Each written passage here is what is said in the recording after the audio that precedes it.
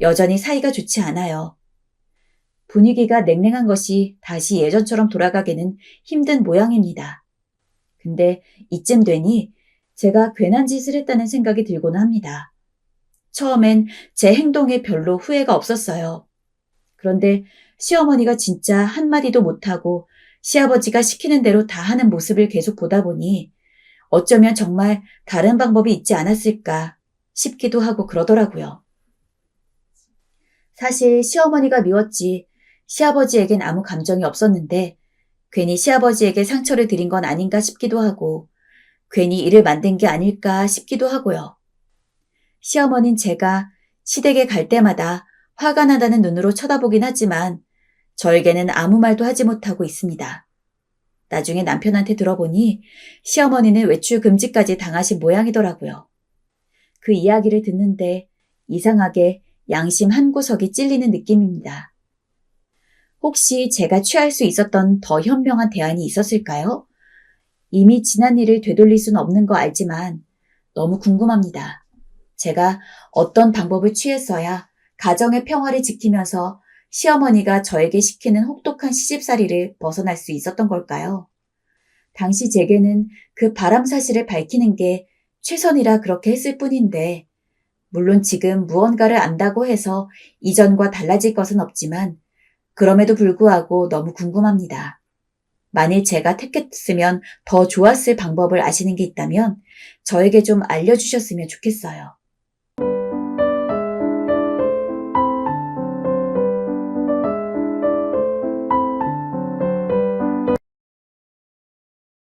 톡톡사연 구독자 여러분 안녕하세요. 60대 구독자 인사드립니다. 제가 어디 가서 다른 사람들이랑 비교해도 뒤지지 않을 정도로 사연 많고 굴곡 많은 인생을 살아왔지만 여태 그 얘기를 어디 가서 해볼 생각을 못했어요. 저는 항상 무엇 때문인지 몰라도 늘 위축되어 있었고 어디 가서 저 힘들게 살았다 이런 얘기를 한다는 것 자체가 제 얼굴과 가족들의 얼굴에 먹칠을 하는 거라 생각해 왔거든요. 그런데 이렇게 늘 뒤에 숨어서 아무것도 하지 못하는 엄마와 다르게 제일 먼저 나서서 잘못된 것을 바로잡고자 하는 저희 아들이 있습니다. 아들의 멋진 행보를 보면서 아들도 나를 위해서 저렇게 열심히 노력하는데 나도 항상 내 생활이 힘들어서 겁나서라는 핑계 속에 숨을 것이 아니라 나서서 뭔가 달라진 모습을 보여주어야겠다. 그런 생각이 들어서 여기다가 사연을 제보할 생각까지 하게 됐어요. 저는 집이 어렸을 때부터 참 가난했습니다. 아버지도 안 계시고요. 홀어머니 밑에서 자라면서 세상에서 여자 혼자 아이를 키우고 기른다는 게 얼마나 힘든 일인지 제 두 눈으로 똑똑히 목격하면서 자랐던 것 같습니다. 시골 시장통에 있는 식당에서 아침부터 저녁까지 일을 하는 어머니는 항상 남편이 없고 여자 혼자 산다는 이유로 늘 무시당하고 아저씨들의 희롱거리가 되어야만 하는 그런 인생을 살았어요. 그런 모습을 보면서 저는 끝까지 버리지 않고 같이 힘들고 말자는 식으로 버티고 있는 어머니의 모습이 어쩔 때는 잘 적응이 되지 않았던 것도 같네요.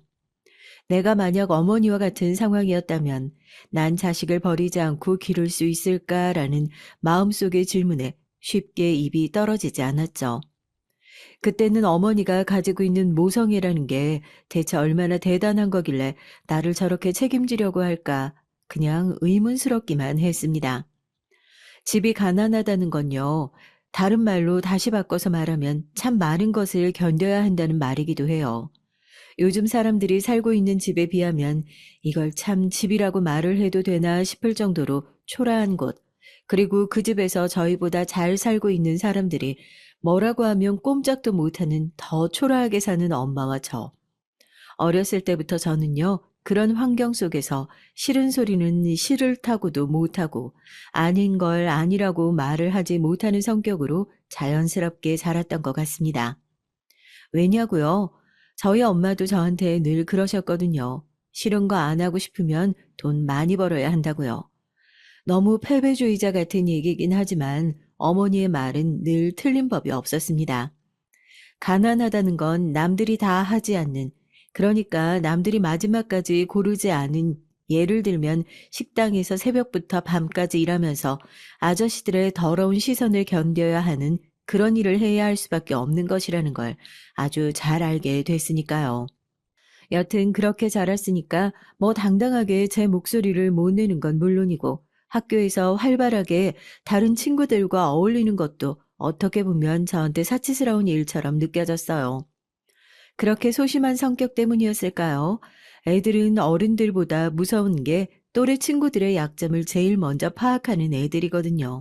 전 어렸을 때부터 그 아이들한테 딱 걸렸던 거죠. 아주 만만한 애, 내가 괴롭혀도 학교 선생님한테 고자질하거나 하다못해 집에 가서 엄마한테 이르는 것조차 못하는 애. 그런 만만한 애라고 낙인이 찍혔으니 제 학교 생활이 얼마나 끔찍했을지 아시겠죠? 야, 뱅이야, 너 오늘도 용돈 못 받았냐? 돈 없으면 몸으로 떼와야지. 우리 숙제 여기다 두고 갈 테니까 글씨체 바꿔서 다 베끼고 이따 노래방으로 들고 와. 어? 동네가 좁아 얼굴이 익숙한 아이들과 초등학교, 중학교, 고등학교 생활을 같이 해야 한다는 건 활발하고 친구를 사귀기 좋아하는 사교적인 아이들한테는 정말 탄탄한 소꿉 친구라는 교우 관계를 만들어주는 계기가 됐지만 저처럼 아이들과의 생활에서 도태된 학생에게는 절대 빠져나올 수 없는 끝없는 명예를 씌워주는 꼴밖에 되지 않았어요.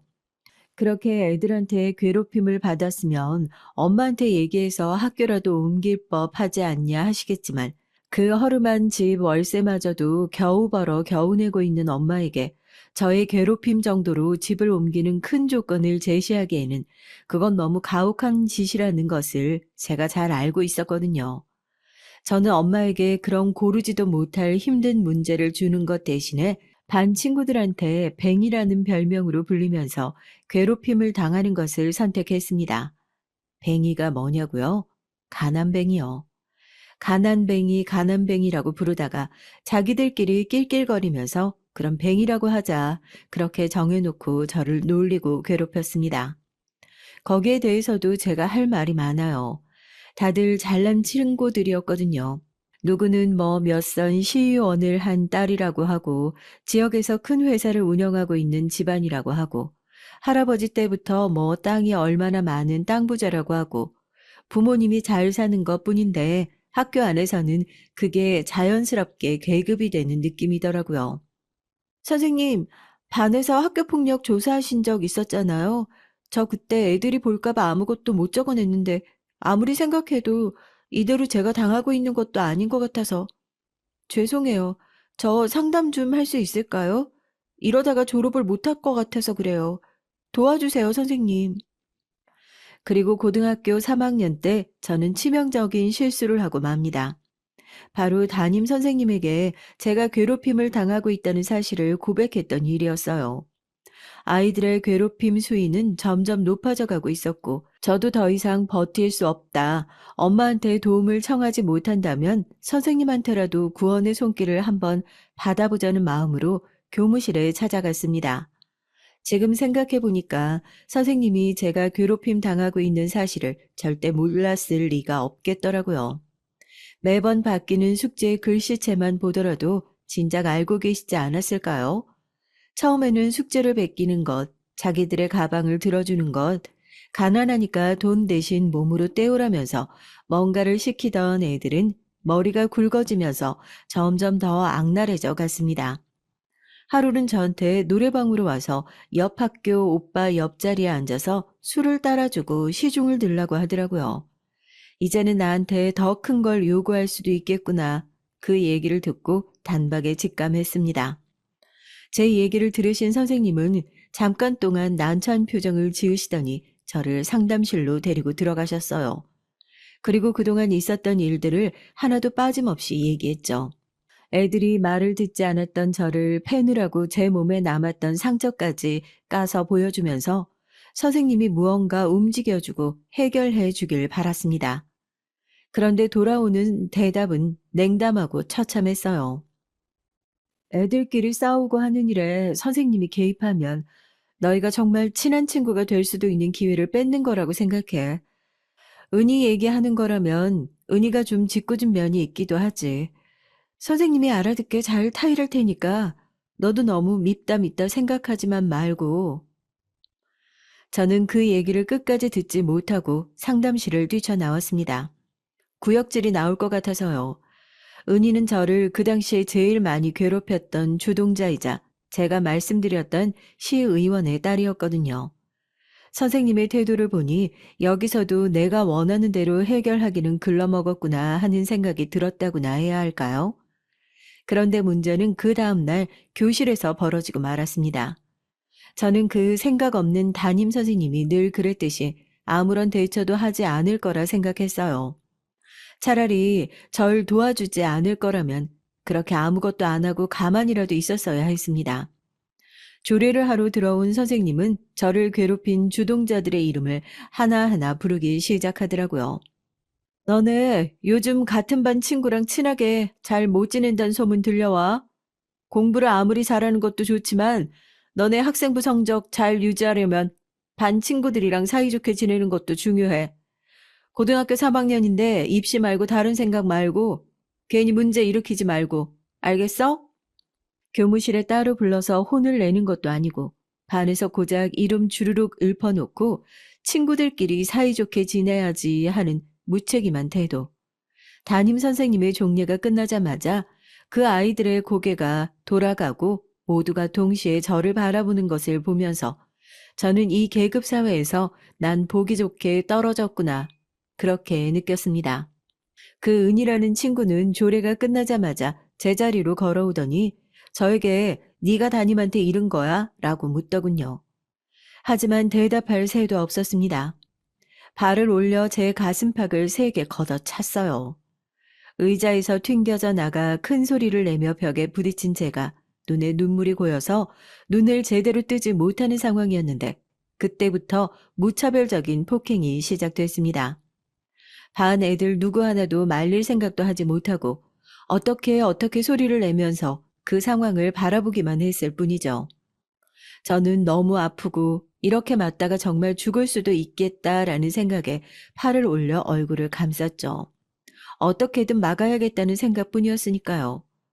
머리 위로 쏟아지는 욕설과 침을 뱉는 아이들. 사연을 쓰기 위해 그때 기억을 다시 떠올리는 것만으로도 심장이 덜컥 내려앉을 정도로 무섭고 힘든 시간이었습니다. 그렇게 저는 정신을 잃었죠. 눈을 떠보니 병원이었습니다. 처음에는 온통 하얀 병실 안을 보면서 내가 드디어 죽은 건가? 이제 이 괴롭힘이 끝난 건가? 이런 생각을 하면서 안도를 했을 정도였으니까요. 그러다가 눈을 끔뻑끔뻑 몇 번 올렸다 내렸다 하니까 엉엉 울면서 제 손을 잡고 있는 엄마의 얼굴이 보였습니다. 아직 내가 죽지는 않았구나 하고 다시 현실 속으로 들어왔죠. 그런데 뭔가 좀 이상했어요. 분명 제 손을 붙잡고 있는 엄마는 입꼬리를 잔뜩 내리고 입을 크게 벌리고 그야말로 엉엉 울고 있는데 제 귀에 들리는 소리는 그냥 웅웅거리는 느낌이었거든요. 엄마가 우는 소리는 들리는데 저걸 엉엉 우는 거라고 할 수 있을까 하는 기시감이 들었습니다. 꼭 깊은 바다에 빠지면 귓속이 멍멍한 느낌 들잖아요. 대체 이게 무슨 느낌일까? 아직 정신을 잘 차려지지도 않아서 눈만 끔뻑거리면서 생각하고 있는데 뒤이어 들어온 의사 선생님이 하시는 말씀을 듣고 그제야 저에게 벌어진 끔찍한 일이 뭔지 깨닫게 됐습니다. 한쪽 고막은 완전히 파열됐고 나머지 한쪽도 청력이 많이 손실된 상태입니다. 반대쪽 청력은 수술을 하더라도 돌아오지 않을 확률이 70% 이상이에요. 죄송합니다. 너무 많이 두드려 맞아서 귀가 안 들리게 됐다는 얘기에 이번엔 제가 오해를 하게 됐어요. 차라리 그때 그렇게 맞고 죽어버렸으면 좋았을걸. 눈을 뜨고 나서 처음 듣는 얘기가 앞으로 불구로 사셔야 할지도 모르겠다는 소식이라니 너무 끔찍하지 않나요? 그렇지만 제 귀가 완전히 그렇게 망가짐으로써 달라진 것들이 있더라고요. 바로 가해자였습니다. 당시 주동자 아이들은 반에서 공부도 잘하고 있는 상태였고 집도 어지간히 잘 사는 아이들이었으니 그 애들은 아니더라도 부모님들이 앞다투어 저와 합의를 하자며 거액의 합의금을 들고 저를 찾아왔어요. 상담실에서 제 얘기에 눈 하나 깜짝하지 않던 담임 선생님은 이렇게 큰 사고가 터지고 난 이후에야 학교 폭력 실체를 제대로 밝히겠다면서 반 애들을 따로 불러 조사를 하기 시작하셨죠. 뭐, 뻔한 얘기 아니겠어요? 이 문제가 제대로 커지면 본인의 인사고과에 문제가 생길까 싶어서 했던 얘기겠지만, 결과적으로 그 학교 폭력을 주도했던 시의원의 딸은 자기 친구들이 등을 돌리고 반 애들이 그동안 괴롭힘을 제대로 폭로하는 바람에 고등학교 3학년에 강제 전학을 가게 됐습니다. 소문은 또 얼마나 빠른지 딸이 나서서 사고를 쳤다는 그 소문이 동네에 파다하게 퍼지고 선거에서 시의원은 낙선하게 됐고요. 그 가족은 저에게 합의금을 던지듯이 주고는 외국으로 급하게 거처로 옮겼죠. 제 귀 한쪽이랑 맞바꾸긴 했지만 그래도 이 애들한테 살면서 처음으로 복수라는 것을 해봤으니까 나름 통쾌한 건가 싶기도 하더라고요. 하지만 아무리 그 애들이 받아야 할 벌을 순차적으로 받게 되고 저도 남은 시간 동안 학교를 조용히 다닐 수 있게 됐지만 그 아무도 제 망가진 인생을 다시 고쳐줄 수 있는 사람은 없었어요. 고등학교를 졸업하고 난 이후 저는 대학 대신 집에서 할 수 있는 일을 선택하게 됐고 청력을 되찾을 수도 있을 거라는 일말의 희망을 가지고 제가 처음으로 눈을 떴던 그 병원을 다시 방문하게 됐습니다. 그리고 그곳에서 청력 대신에 제 인생을 바꿔줄 남자를 찾게 됐죠. 네, 맞습니다. 그곳에서 남편을 만나게 됐어요. 얘기 많이 들었어요. 귀 많이 불편하죠? 그래도 한쪽 청력이 남아있는 게 얼마나 다행이에요. 안 들리는 쪽 귀를 다시 들리게 하려고 노력하지 말고 들리는 쪽으로 좀 더 잘 들리게 하는 방법을 찾아봐요. 미애 씨 인생도 그런 거 아니겠어요? 이미 인생에서 잃어버리고 망가진 건 다시 되돌릴 수 없으니까. 그런 거에 매달려 있지 말고 앞으로 잘 될 것들만 생각하면 하다못해 기분이라도 조금 나아질 것 같은데요. 병원에 올 때마다 저한테 친근하게 말을 걸어주는 그 당시에는 인턴이었던 남편이 저는 참 재수 없었어요. 잘 알지 못하지만 분명히 집도 잘 살 거고 공부도 잘해서 의사까지 됐을 거고 남들이 봤을 때 부족한 거 없이 잘하고 살아왔을 것 같은 사람이 저한테 인생 조언을 해준다는 게 그렇게 안 이꼽게 들릴 수밖에 없더라고요. 그런데 남편은 정말 모든 환자를 이렇게 대하나 싶을 정도로 끈질기게 저한테 친절했습니다. 제가 몸이 이래서 취업 활동에도 손을 다 떼고 있을 때 직장을 소개시켜 준 것 역시 남편이었거든요. 남편은 이 병원에서 장애인들 특별 전형으로 해서 직원을 채용하고 있다고 직원으로 채용되면 자기랑 병원에서 마주치고 얘기할 수 있는 날들이 많아지니까 더 좋은 거 아니겠냐면서 농담 반 진담 반으로 저에게 일자리도 소개시켜 줬고 아직까지 장애인 전용으로 뭔가를 한다는 것 자체를 저 스스로가 받아들이고 인정하기가 참 어렵기도 했지만 그렇게 취업을 해서 저도 병원에서 근무를 하게 됐습니다. 짠한 저희 엄마.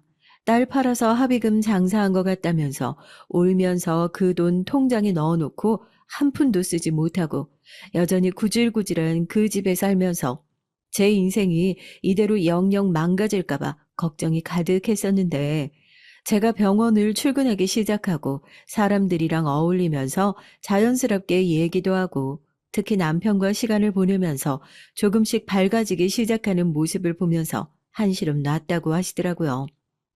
저도 정말 즐거웠어요. 남편과 얘기를 할 때는 제가 한쪽 귀가 안 들린다는 그 불편함과 우울함에 빠질 새가 없었거든요. 오히려 한쪽 귀가 안 들리니까 나머지 한쪽 귀로 더 집중해서 다른 사람들보다 잘 들을 수 있지 않냐면서 항상 저를 위로하고 격려하던 남편이었습니다. 감히 제가 저런 사람을 좋아해도 될까 싶을 정도로 완벽한 사람이었기에 좋아하는 마음을 품는다는 것 자체가 또다시 저를 너무 초라하고 수치스럽게 만들었지만 제가 사랑에 빠질 수밖에 없는 그런 환경이었어요. 남편을 향한 저의 짝사랑은 그렇게 4년 동안 그 병원에서 이루어졌습니다. 그런데 생각해보면 그 당시에 남편도 제 상황이나 이런저런 환경들 때문에 선뜻 나서지 못했을 뿐이지 저한테 마음이 영 없었던 건 아닌 것 같아요. 의사라서 매일같이 좋은 혼처자리가 쏟아지는 상황에서도 바쁘다는 핑계로 소개팅을 매번 거절했거든요. 4년 동안 다른 사람이랑 만나는 모습을 본 적도 없었어요. 오 선생님 있잖아. 오죽하면 직원들끼리 그런 얘기를 한다니까? 어디 다른데 살림이라도 몰래 차려놓은 거 아니냐고. 그 얘기가 괜히 도는 소문은 아닌 것 같긴 한데, 하도 이상하잖아. 아, 나이도 30대밖에 안 됐는데 저렇게 사지 멀쩡하고 일 잘하는 의사가 결혼도 안 하고 있다고? 그건 나름대로 말이 안 되지.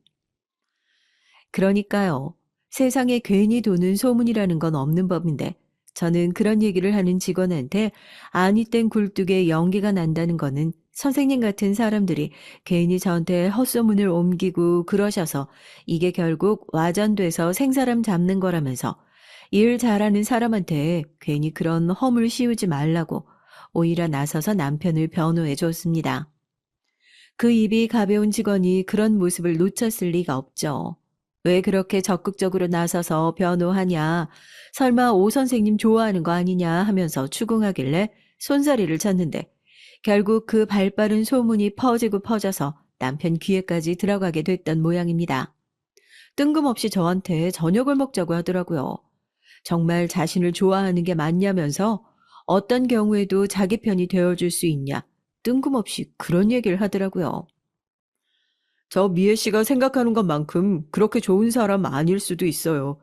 미애 씨가 저한테 마음이 있을 수도 있겠다는 생각은 하고 있었지만 제가 그동안 옆에서 보면서 미애 씨가 얼마나 좋은 사람인지 누구보다 잘 알잖아요. 우리 결혼을 전제로 만나봐요. 대신 그거 하나만 약속해요. 어떤 상황이 와도 내가 미애 씨 편이 되어줬던 것처럼 미애 씨도 내 편이 되어주겠다고요. 그거 하나만 약속하면 정말 평생 좋은 남편이 될게요. 그땐 몰랐죠. 왜 그렇게 무슨 상황이 오더라도 자기 편이 되어달라. 그런 사소한 얘기에 집착을 하고 저한테 자꾸 허락을 받으려고 하는지요. 어쨌든 저는 그렇게 연애를 시작하게 됐고 1년도 지나지 않아서 남편의 프로포즈를 받아 결혼까지 하게 됐습니다. 뭐 몸이 그렇게 생겼는데 시댁의 반대나 이런 것들이 없겠냐 하시겠지만은 남편이랑 저랑 꼭 닮은 부분이 그거였거든요. 남편 역시 무슨 사정인지 모르겠다만 의사가 된 이후로는 가족들이랑 절연하고 전혀 교류 없이 살고 있다고 하더라고요. 뭐 저도 그렇고 사연 없는 사람이 어디 있겠냐고요. 저도 홀어머니 모시고 사는데 그게 뭐 큰 흠도 아니잖아요. 오히려 저렇게 완벽하고 나랑은 접점도 없을 거라고 생각했던 남편도 말하지 못하는 힘든 사정이 있구나 싶어서 마음이 더 가는 거 있죠. 지금 생각하면 멍청이도 그런 멍청이가 없다 싶어요. 남편과의 신혼생활은 정말 즐거웠지만 결혼을 하고 나니 비로소 남편에 대해서 미심쩍다고 생각하는 부분이 눈에 보이기 시작하더라고요. 제가 의사들의 일에 대해서 잘 알지 못한다는 이유로 저에게 눈에 보이는 거짓말을 하는 느낌을 받기 시작했거든요. 남편은 달에 한두 번씩 세미나를 가야 한다, 학회에 가야 한다는 핑계로 집에 들어오지 않았고, 저 역시 뻔히 병원에서 일을 하고 있으니 다른 사람에게 뭐 이번 주에 세미나가 있냐, 학회가 있냐 물어보면 전혀 모르는 일정이라고 하더라고요. 그때도 어렴풋이 남편이 내 눈을 속이고 뒤에서 무언가를 꾸미고 있다는 생각을 했었는데요. 그게 그렇게 큰 일일 거라고는 생각하지 않았습니다.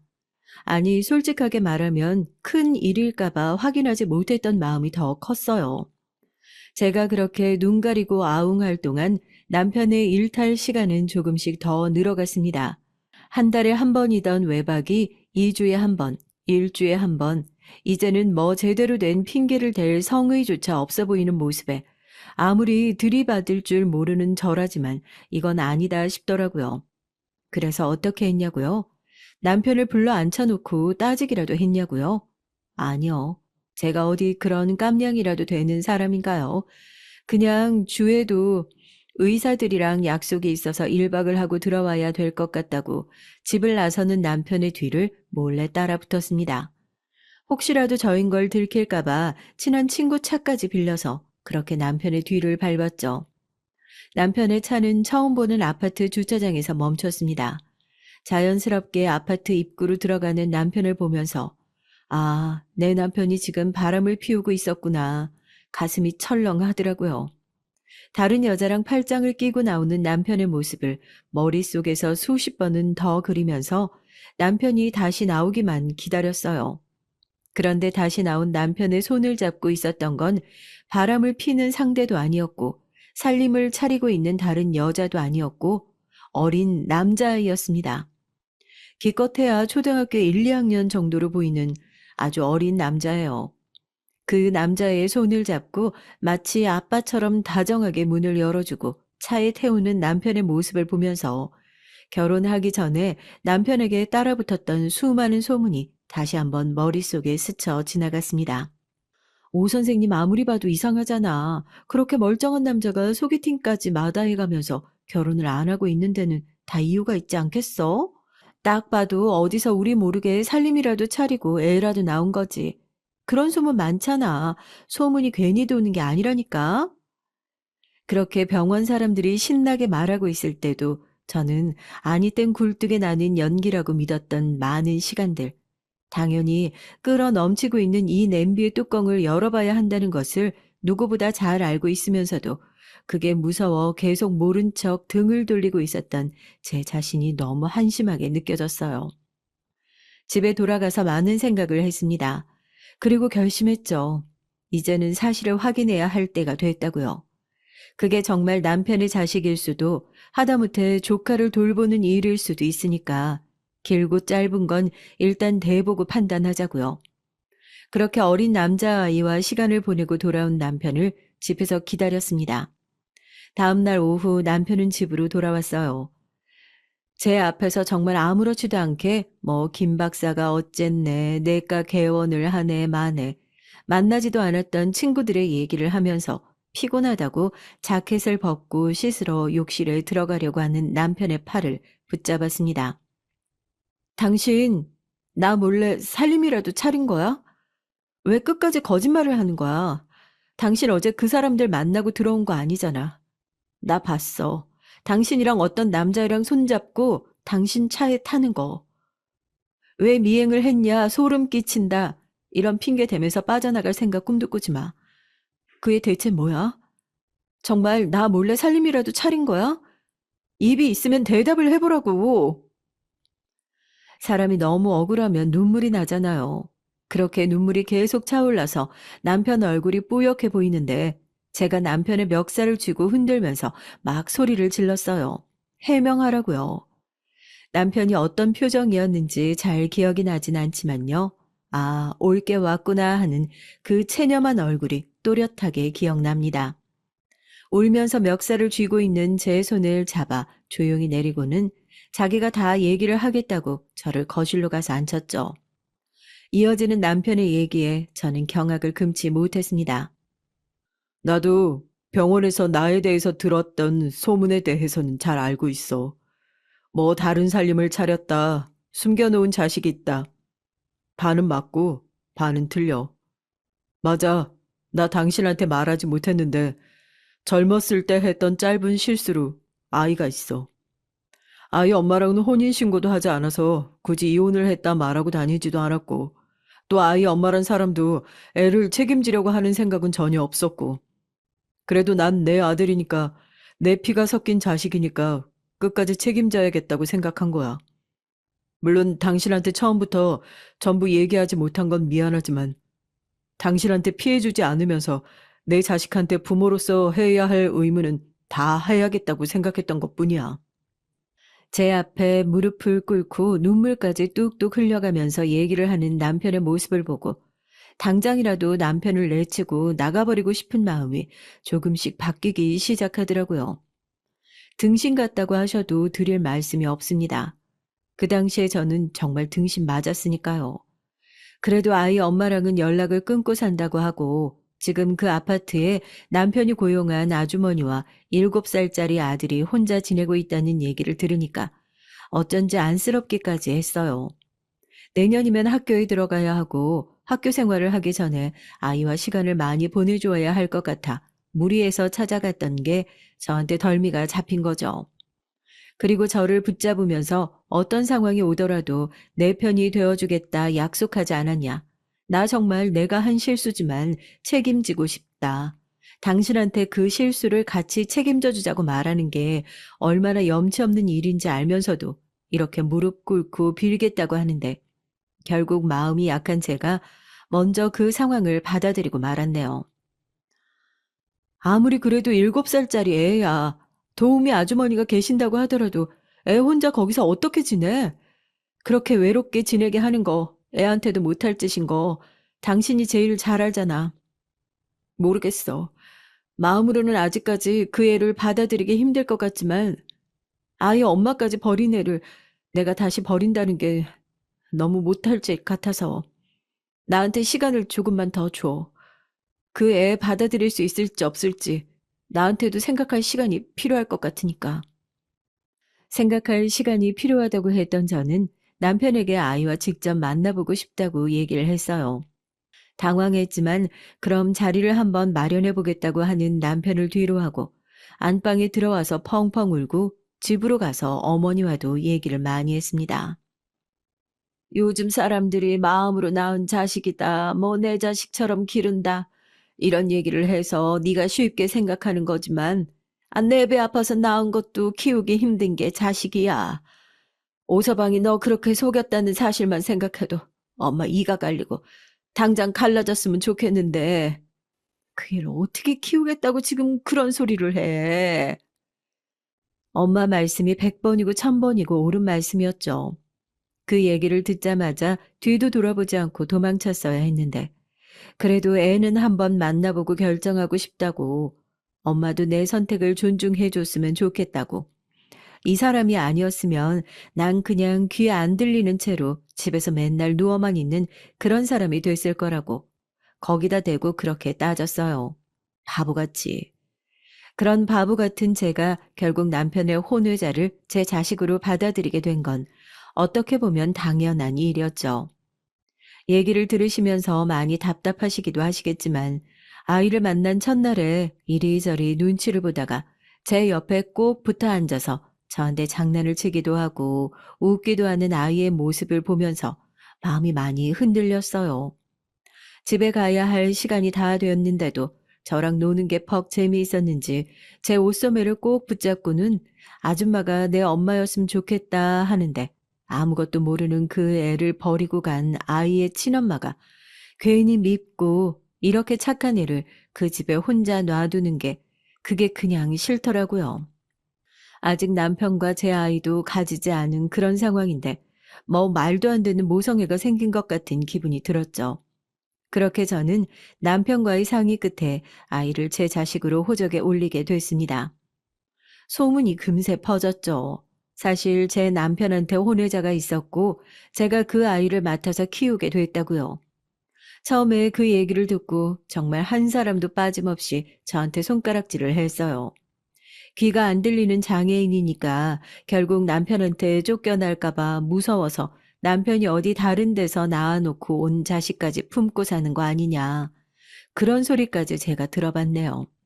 저 정말 맹세컨대 그런 마음으로 아이를 들이자고 얘기했던 건 아니었어요. 저도 남편도 정상적인 가정에서 자라지 못했으니까 이 아이는 멀쩡하게 아버지가 살아있는데도 제대로 된 아버지의 그늘 아래서 클 수밖에 없다는 사실이 안쓰럽고 안타까워서 그래서 드리게 된 거였습니다. 계모라 드리기만 냉큼 들여놓고 은근히 애 괴롭히고 학대했을 거다. 이런 얘기도 돌았지만 한 번이라도 아들과 제 모습을 본 사람들은 절대 그런 소리 못하죠. 친자식을 가져본 적이 없어서 친자식보다 더 예뻐했다라는 표현을 쓸 수는 없지만 그 애가 우리 집에 들어오고 난 이후로 이 애가 남편이 다른 데서 낳아온 자식이다.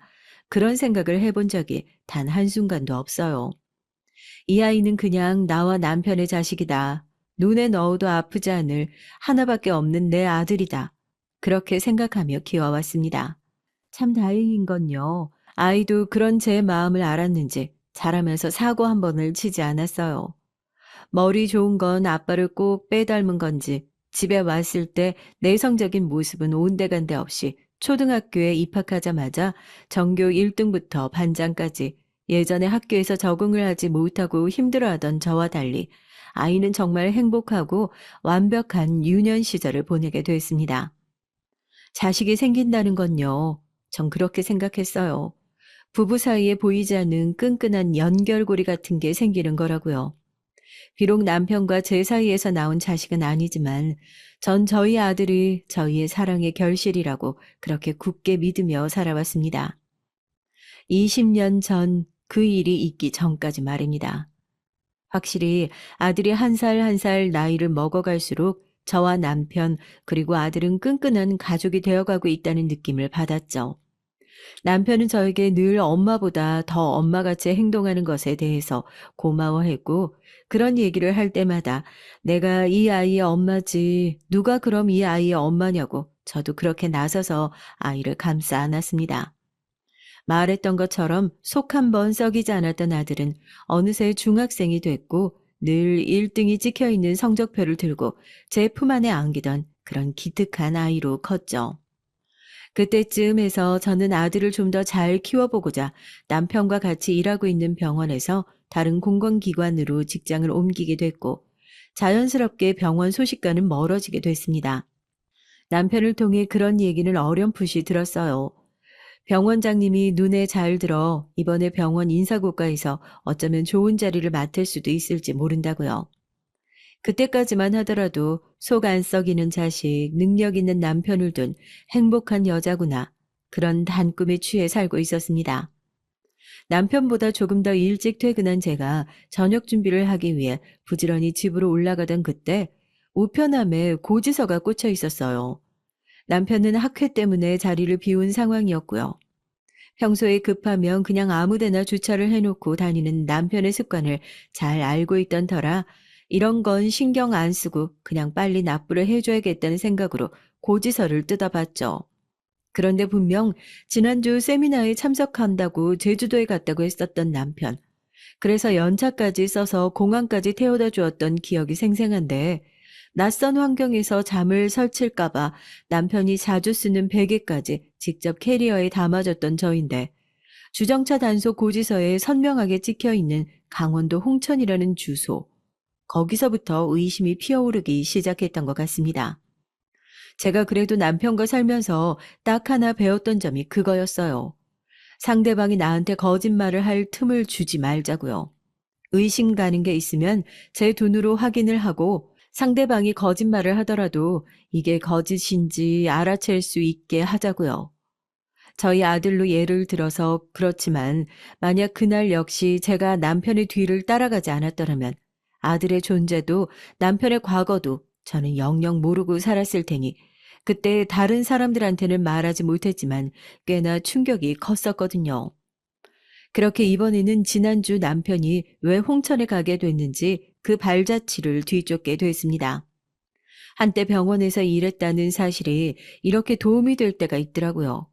함께 병원에서 일했던 전 직장 동료에게 연락을 해서 혹시 지난주에 강원도 홍천에서 뭐 행사 같은 게 있었냐 넌지시 물어봤죠.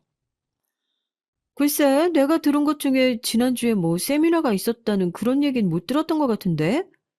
근데 강원도 홍천? 거기 우리 병원장님 별장 있는 곳이잖아. 혹시 남편이랑 요즘 뭐 문제 있어? 자기한테 이런 말 하는 것도 좀 웃긴다 싶은데 요즘 우리 병원에 병원장 딸이 좀 자주 왔다 갔다 하거든. 그 딸이 자기 남편 좀 마음에 들어 하는 것 같은데 우린 다 알잖아. 결혼도 하고 애도 있다고. 여튼 소문일 뿐이니까 나도 괜히 자기한테 말 전했다가 별것도 아닌데 마음만 불편하게 하는 걸까 봐 딱히 얘기는 안 했는데 정말 뭐 문제 있는 거 아니지? 그 얘기를 듣는데 머릿속에 그림이 딱 그려지더라고요. 최근 들어 병원장님과 인사고과 얘기를 자주 하던 남편, 홍천에 있는 병원장의 별장, 그리고 남편에게 관심이 있어 한다는 병원장 딸의 소문까지 내 남편이 바람을 피고 있구나 하는 거요.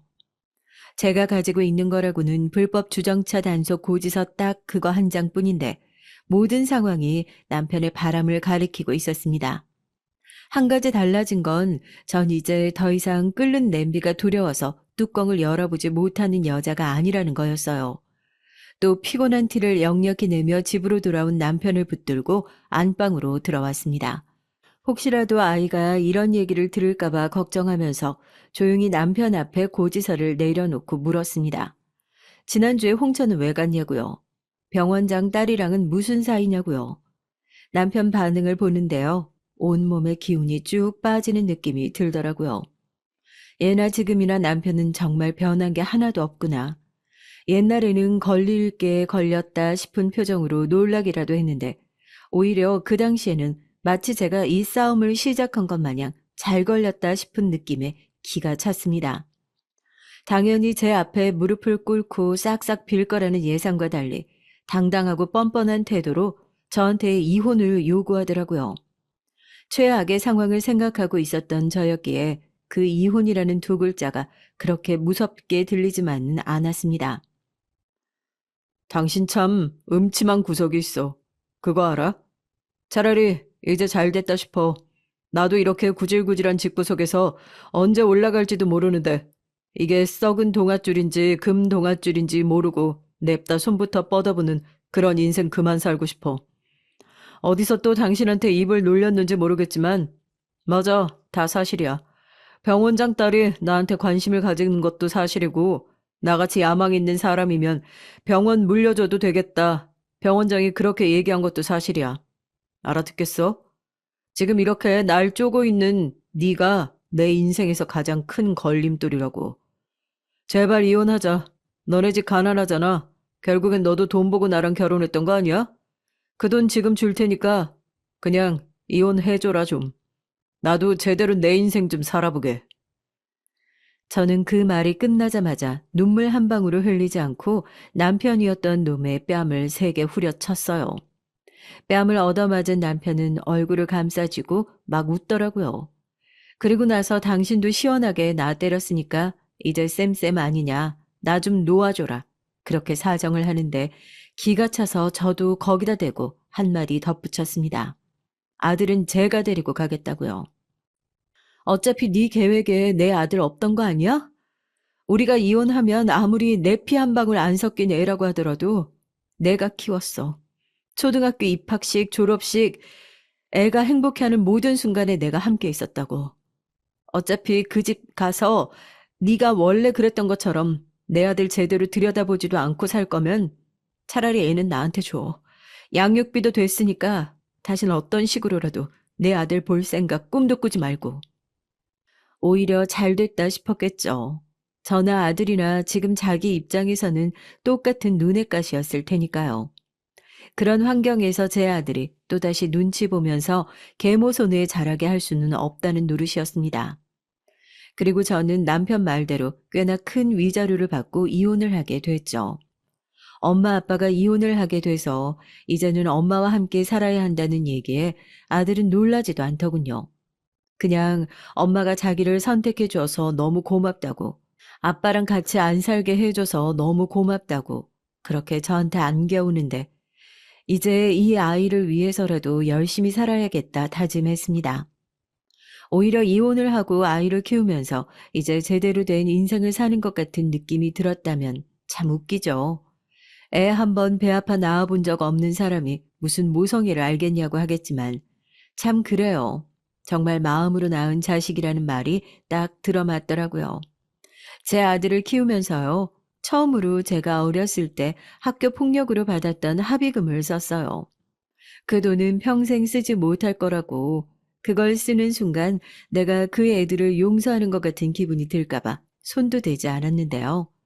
장성한 아들이 대학교에 들어가고 로스쿨에 들어가겠다는 얘기를 했을 때 그 통장을 깨서 학비와 학교 근처에 원룸이라도 구해 한치의 망설임도 없이 아들에게 그 돈을 몽땅 주었습니다.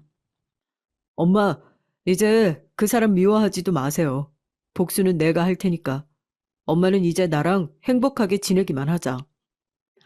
남편과 이혼을 하고 나서도 저 역시도 이제 번듯한 직장을 갖추었고 아들은 검사 시험에 합격해서 임용까지 된 상황에서 이제는 저에게 일말의 애정도 없었던 쓰레기 같은 전 남편과 함께했던 옛날은 전부 잊고 새로운 인생을 살자 결심했죠.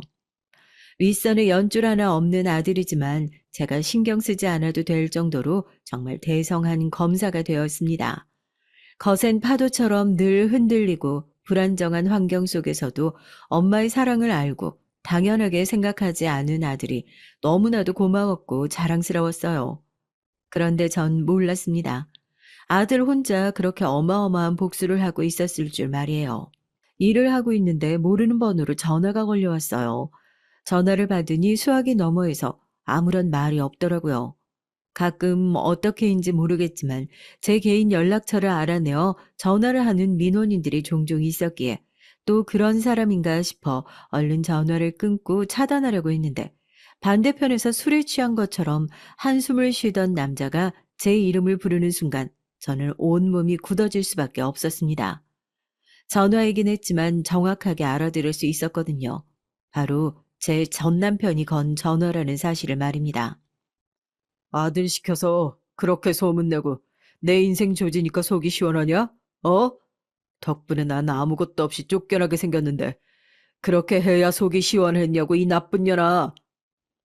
술에 취했으면 곱게 잠이나 자. 우리 두 사람 쫓아낸 건 너면서 무슨 이제 와서 내 탓을 하고 있는 거야? 너 미쳤니? 양심이라는 게 있어? 아니야. 미애야, 내가 잘못했어. 어? 내가 그때 잠깐 정신이 나가서 내가 너 말고 다른 여자를 어떻게 만나. 그때도 병원장 딸려니 그렇게 나를 협박을 해서 내가 잠깐 분위기를 맞춰준 것밖에 없어. 나 믿지? 어? 정신 차려. 언제적 얘기를 하고 있는 거야? 다시 나한테 연락도 하지 마. 전하게 되고 알 수 없는 말을 늘어놓는 전 남편의 얘기가 잘 이해가 가지 않았어요. 그냥 이대로 차단을 해버리려고 하다가 아무래도 뭔가 이상하다 싶어 아들에게 연락을 했죠. 그리고 아들은 저에게 같이 저녁을 먹은 지 오래됐으니 저녁이나 같이 먹으면서 얘기를 하자고 그러더라고요. 아, 전 남편이 나한테 했던 말이 영 헛소리는 아니구나 했어요. 그렇게 고급 레스토랑에서 아들과 마주 앉아 오랜만에 즐거운 시간을 보내고 있었습니다. 식사가 어느 정도 마무리되면서 아들은 조심스럽게 저에게 얘기를 꺼내더라고요. 이 얘기를 듣고 엄마가 너무 충격받거나 하지 않았으면 좋겠다고요. 저는 그럴 일이 뭐가 있겠냐면서 아들에게 편하게 얘기를 해보라고 했습니다. 그런데 이어지는 아들의 말은 충격적이었어요. 엄마한테 복수 대신 해주겠다고 했던 말 기억해요? 그 복수 어느 정도 성공한 것 같아요. 엄마는 그런 일 같은 거 몰랐으면 했는데 기어이 그 인간이 다시 찾아내서 전화를 했다니까 알고 계셔야 할 것 같아서요. 제 아버지라는 인간, 그 사람 지금 병원에서 쫓겨났어요. 제 아무리 병원장이고 자기 딸 행복하게 해줄 것 같은 능력 있는 인간이라도 해도 습관처럼 바람을 피워대는 사람한테 딸을 계속 맡겨둘 수는 없었을 테니까요. 뭐? 아이, 그게 무슨 소리야? 말 그대로예요. 제가 검사되고 나서 아버지란 인간에 대해서 참 많이 알아봤어요. 기가 막힌 인간이더라고요. 제 친어머니가 저를 버리고 간 이유도 결국 아버지의 바람 때문이라는 얘기를 알게 됐고요. 어머니랑 만나고 있을 동안에는 병원장 딸이랑 바람을 피고 있었고, 바람은 병이거든요. 그런 인간이 아무리 병원장 딸이라고 하더라도 바람 안 피고 배기겠어요. 뒷조사 좀 해보니까 또 바로 병원에 있는 젊은 간호사랑 바람 피고 있더라고요. 증거 다 모아서 병원장한테 보내니까 집이며 차며 다 뺏기고 빈털터리로 그 집이랑 병원에서 쫓겨났다고 하더라고요. 이제 와서 오갈 데 없어지니까 어머니한테 다시 연락하는 모양인데 절대 받아주지 마세요. 저도 그런 사람 아버지로 인정하고 싶지도 않고 어머니 성에 차시진 않겠지만 친자식이 아닌 저를 사랑으로 키워준 어머니에 대한 보답이라고 그렇게 생각해 주세요. 덤덤하게 얘기를 이어나가는 아들을 보고 눈물이 왈칵 쏟아졌습니다. 저에게 말도 하지 않고 이렇게 뒤에서 오직 제 생각을 하면서 아버지에게 복수를 했던 아들의 심정을 감히 헤아리지도 못하겠어서요. 아들을 끌어안고 세상 사람들이 다 손가락질 하더라도 너는 하나밖에 없는 내 자식이다. 그런 말 말아라. 아들이랑 눈물바다가 됐습니다. 뭐 전 남편은 그 이후로 연락이 안 왔냐고요? 왜 안 왔겠어요. 그렇게 구질구질하고 끈질긴 인간인데요. 그치만 이제 저는 혼자가 아니잖아요. 전 남편의 말도 안 되는 진상은 아들 선에서 완벽하게 정리됐습니다. 자기야, 그때 내가 말한 거 생각해 봤어? 나 그날 이후로 정말 후회 가득한 인생 속에서 살았어. 아무리 생각해도 나를 사랑해주는 사람, 내 진정한 가족은 당신밖에 없는 것 같아. 물론 내가 많이 믿고 싫겠지만 이제는 그런 실수 다시는 안 할게. 제발 나 한 번만 받아줘. 어? 태훈이 그 자식이야. 나이도 어리고 지가 아버지에 대해서 뭘 안다고 그러겠어. 아들한테는 모름지기 아버지가 있어야 하는 법이잖아. 저기 누가 누구한테 아버지라고 하는지 모르겠지만 생물학적 아버지라고 해서 다 같은 아버지가 아니야. 당신 이렇게 우리 어머니한테 계속 전화해서 협박하는 거 어머니가 싫다고 몇 번이나 말씀하셨는데도 이렇게 꾸준히 사람 괴롭히는 거 스토킹으로 처벌받을 수 있다는 거 알고 있는 거지? 그리고 내 직업이 뭔지는 그쪽이 뒷조사해서 더 잘할 거 아니야. 나 대한민국 검사야. 네가 먼지 한 털 없이 당당하게 살았다고 해도 내가 털면 떼꾸정물이 쏟아져 나오는 게 그게 검사라고. 내가 지금 네가 보기 좋아서 가만히 봐주고 있는 걸로 보여? 털 게 너무 많아서 어디서부터 손을 대야 할지 감도 안 와서 가만히 있는 걸로 안 보이냐고. 다시는 우리 엄마한테 전화하지 마. 참 사람이 그렇게 구질구질해질 수도 있더라고요. 한 번만 더 이런 식으로 전화를 하면 신고를 할 수밖에 없다는 아들의 말에 황급히 놀라 전화를 끊더니 그 이후로 연락해오지 않는 전 남편의 모습을 보면서 제 한심함과 아들의 지혜로움에 다시 한번 탐복하게 됐습니다. 아들은 이 모든 것이 엄마인 제가 본인을 현명하게 잘 키워준 덕이라고 얘기하지만 저도 알고 있습니다. 제가 한 게 뭐가 있겠어요. 알아서 잘 큰 아들이 무식한 엄마의 복수를 대신 해줬다는 걸 알고 있죠. 그래서 사연을 쓰고 있는 지금부터는 아들을 위해서라도 억울하고 답답한 걸 참고 사는 그런 무식한 엄마로는 다시는 돌아가지 않겠다. 다시 한번 굳게 다짐을 하게 됐습니다. 이제 사랑하는 제 아들, 우리 두 사람밖에 안 되지만 이 가족을 지키기 위해서라도 좀 더 강하고 현명한 엄마가 되어야겠다는 생각이 드네요. 우여곡절이 많았지만 이제서라도 행복하게 아들과 잘 살아보겠습니다. 사연을 들으시는 분들 댁내에도 평화와 사랑이 가득하길 바라며 이만 사연 마칩니다. 안녕하세요. 저는 사연 많은 40대 남자입니다. 저는 결혼한 지 이제 갓 1년 넘은 따끈따끈한 새신랑이에요. 저는 지난 1년 동안 마냥 행복하기만 했습니다.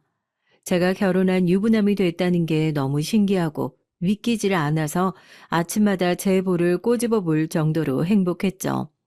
뭐가 그렇게까지 좋았냐고요? 사실 저는 제가 영영 결혼 못할 줄 알았거든요. 저는 부모님이 안 계세요. 3살 때 부모님에게 버려져서 보육원에서 자랐습니다. 너무 어릴 때라 부모님에 대한 기억은 전혀 없어요. 부모 없는 고아라고 장가를 왜 못 가냐고 하실 수도 있지만 거기서 끝이 아닙니다. 저는 턱에서부터 목까지 큰 화상 자국이 있어요. 보육원에 왔을 때부터 있었던 상처라 저는 어떻게 생긴 상처인지도 몰라요. 그냥 거울을 볼 때마다 막연하게나마 추측해 볼 뿐이었죠. 혹시 집에 큰 불이 나서 생긴 상처일까? 그래서 그 사고로 부모님이 다 돌아가시고 나만 살아남아 보육원에 오게 된 건 아닐까 하는 상상을 하곤 했습니다. 그런 식으로 혼자 상상을 하다 보면 조금이나마 기분이 나아졌죠. 제가 부모에게 버려진 건 아니라는 일말의 기대가 생기곤 했거든요. 하지만 현실은 달라지지 않았습니다. 저는 얼굴에 큰 상처가 있는 고아일 뿐이었죠. 몸이 커질수록 화상 자국은 옅어졌지만 부위는 그대로였습니다. 오히려 몸이 커질수록 부위는 더 늘어났어요. 하필이면 화상 자국이 눈에 바로 보이는 곳이라 저는 학창시절 내내 아이들의 놀림에 시달려야 했습니다. 야, 외계인! 너 밥 먹어도 되냐? 외계인은 사람이 먹는 밥 먹으면 죽는 거 아니야? 외계인, 괴물, 에일리언 등등 아이들은 별의별 말들로 놀려댔습니다. 그럴 때마다 저는 별 신경 쓰지 않았어요. 국민학교 때부터 겪은 일이라 제게는 너무도 일상적인 일이었거든요. 너 그거 알아? 외계인이랑 눈 마주치면 그 외계인이 UFO 태워서 잡아가는 거. 조심해. 내가 너 첫 번째로 데리고 갈 거니까. 저는 날로 강해졌습니다. 다른 애들은 겪지도 않는 일에 저는 어느새 익숙해져서 상처받는 일이라고는 없었죠. 그런데 나이가 들면 들수록 제가 아무리 괜찮다고 해도 괜찮은 게 아니었어요. 세상 사람들은 약자나 소수자에 관대하지 않았거든요. 언제나 불친절했죠. 성인이 되고 직장에 들어가서도 차별은 존재했습니다. 저는 고등학교 내내 성실하게 자격증을 따서 실습도 열심히 했어요. 그래서 졸업하자마자 바로 자동차 회사에 취직을 했고요. 성인이 돼서 보육원에서 나오면 스스로 자립을 해야 했기 때문에 대학보다는 하루라도 빨리 돈을 버는 쪽을 택해야 했습니다. 저는 나름대로 계획이 있었어요. 열심히 일해서 번 돈으로 제가 가게를 차리는 게 꿈이었거든요. 자동차 회사 다닌다더니 웬 가게냐고요? 저는 어릴 때부터 요리하는 걸 참 좋아했어요. 보육원에서 지내다 보니까 어릴 때부터 동생들이 많았거든요. 저는 동생들에게 맛있는 걸 해주기 위해 혼자 요리하는 법을 배웠습니다. 보육원에서 먹는 밥이니 반찬도 맛있었지만 사실 아이들이 좋아하는 간식은 많지 않았거든요. 그러다 보니 분식이나 피자 같은 것도 제가 다 만들어줬어요. 제가 요리를 하는 날이나 아이들이 둘러앉아 제가 만들어준 간식을 먹으며 좋아하는 모습을 보면 그게 그렇게 좋더라고요. 저는 월급을 받는 족족 최소한의 생활비만 놔두고 다 모았습니다. 주변에서 왜 그렇게 궁상맞게 사나라는 말을 들을 정도로 아끼며 살았어요. 제가 가게를 하려고 돈을 모은다고 하면 다들 콧방귀를 뀌면서 하나같이 같은 소리를 해댔습니다. 장사? 왜? 돈 많이 벌어서 장가라도 가려고? 내가 봤을 때는 돈 있으면 그 목에 흉한 화상 자국부터 수술해야 여자 구경이라도 할 수 있을 것 같은데? 에이, 장가는요. 제가 이래봬도 음식하는 것도 좋아하고 음식 솜씨도 좀 있거든요. 나중에 제가 식당 차리면 꼭 오세요. 맛있게 해드릴게요. 학창 시절 아이들에게 놀림을 받을 때 저는 하루라도 빨리 어른이 되고 싶었어요. 어른이 되면 제 화상 자국을 가지고 놀리는 사람이 없을 줄 알았거든요. 그런데 오히려 학교 다닐 때가 나았다 싶습니다. 애들이야 몇 번 놀리다가 제가 들은 척도 안 하고 무시하면 재미없어서 더는 놀리지도 않았지만 어른들은 그렇지 않았어요. 더하면 더했죠. 회사에서 만난 동료들은 제 앞에서는 어쩌다 그랬냐면서 안쓰러워하는 것처럼 굴었지만 은근 무시했습니다. 여자 동료들도 마찬가지였고요. 앞에서는 아무렇지 않은 척들 했지만 뒤에서는 늘 수군거렸거든요. 제가 어떻게 알았냐고요? 제가 지나가는지도 모르고 자기네들끼리 쑥덕거리는 걸 제가 들었지 뭐예요. 저렇게 징그러운데 수술하지. 아, 왜 아직도 저러고 다니는 거야? 얘기할 때마다 마주보는 거 거북해 죽겠어. 그 정도의 말은 제게 상처도 아니었어요. 지금까지 평생 이 큰 흉터를 가지고 고아로까지 살아왔는데 그 정도 내공 없으면 안 되죠. 남들이 뭐라고 하든 저는 제 목에 화상 자국이 좋았습니다. 제 기억에 닿는 순간부터 가지고 있었기 때문에 이미 제 몸의 일부 같았거든요. 거북할 정도로 제 상처가 불편했어요? 알았어요. 앞으로는 절대 말 안 걸 테니까 걱정하지 말아요. 아, 근데 그거 알아요? 그쪽이랑 마주보고 얘기할 때마다 느낀 건데 입냄새 되게 심해요. 혹시 건강에 문제 있는 건지도 모르니까 꼭 한번 검사 받아봐요. 그런 저에게 정신승리라고 하는 사람도 있고 혹은 돈 없어서 수술 못하는 거 아니냐고 하는 사람도 있었지만 저는 제 미래만을 생각하면서 달렸습니다. 언젠가는 이런 제 모습을 알아주는 사람이 나타날 거라 기대하면서요. 하지만 지금 와 생각해보면 저는 정신승리는커녕 그냥 다 외면하고 살았는지도 모르겠어요. 상처받는 게 무서워서 애써 아무렇지 않은 척 당당한 척 한 거였는지도 모르겠습니다. 그래서 제 아내 같은 여자에게 홀라당 넘어간 거일지도 모르겠어요. 항상 저를 공격하는 사람들이나 저를 무시하는 사람들 틈에서 살아남는 법만 알고 있었지. 제게 친절하게 다가오는 사람은 처음이라 너무 낯설고 익숙하지 않았거든요. 그래서 저를 이용하려고 한다고는 꿈에도 생각하지 못했습니다. 아내를 만난 건 회사를 그만두고 제 꿈을 이루고 난 뒤였어요. 저는 제가 바라오던 대로 식당을 차렸습니다. 시작은 제가 모아놓은 돈과 퇴직금을 모두 합쳐서 학교 앞에 아주 작은 즉석 떡볶이집을 차렸어요. 그 가게가 소위 말하는 대박이 나서 지금의 포장마차 식당까지 차릴 수 있었고요. 포장마차가 잘 되어봐야 얼마나 잘 되겠냐 하실 수도 있지만 젊은 친구들 사이에서 입소문이 좀 나서 제법 장사가 잘 돼요. 제 입으로 말하기는 민망하지만 월 매출 1억을 넘긴 적도 있답니다. 아내를 처음 만난 건 그때쯤이었어요. 포장마차 단골 손님이었거든요. 나이는 저랑 별로 차이가 안 났지만 얼굴은 굉장히 동안이었어요. 꼭 20대처럼 보였거든요. 가게에 올 때마다 주변에 앉은 남자 손님들이 다 한 번씩 다가가서 말을 걸거나 전화번호를 물어볼 정도로 예뻐서 제 눈에도 확 띄었습니다. 거기다가 한 달에 서너 번은 오는 단골이었기 때문에 자연스럽게 친해졌죠. 항상 아내가 먼저 말을 걸긴 했지만요. 어떻게 음식이 하나같이 다 맛있어요? 이거 다 사장님이 직접 하시는 거라면서요? 사장님 와이프 너무 좋으시겠어요. 매일 이렇게 맛있는 거 해주실 거 아니에요. 저 와이프 없어요. 노총각이에요. 어머, 이렇게 큰 대박 가게 사장님이 아직도 장가를 못 갔다고요? 부모님이 너무 속상해 하시겠다.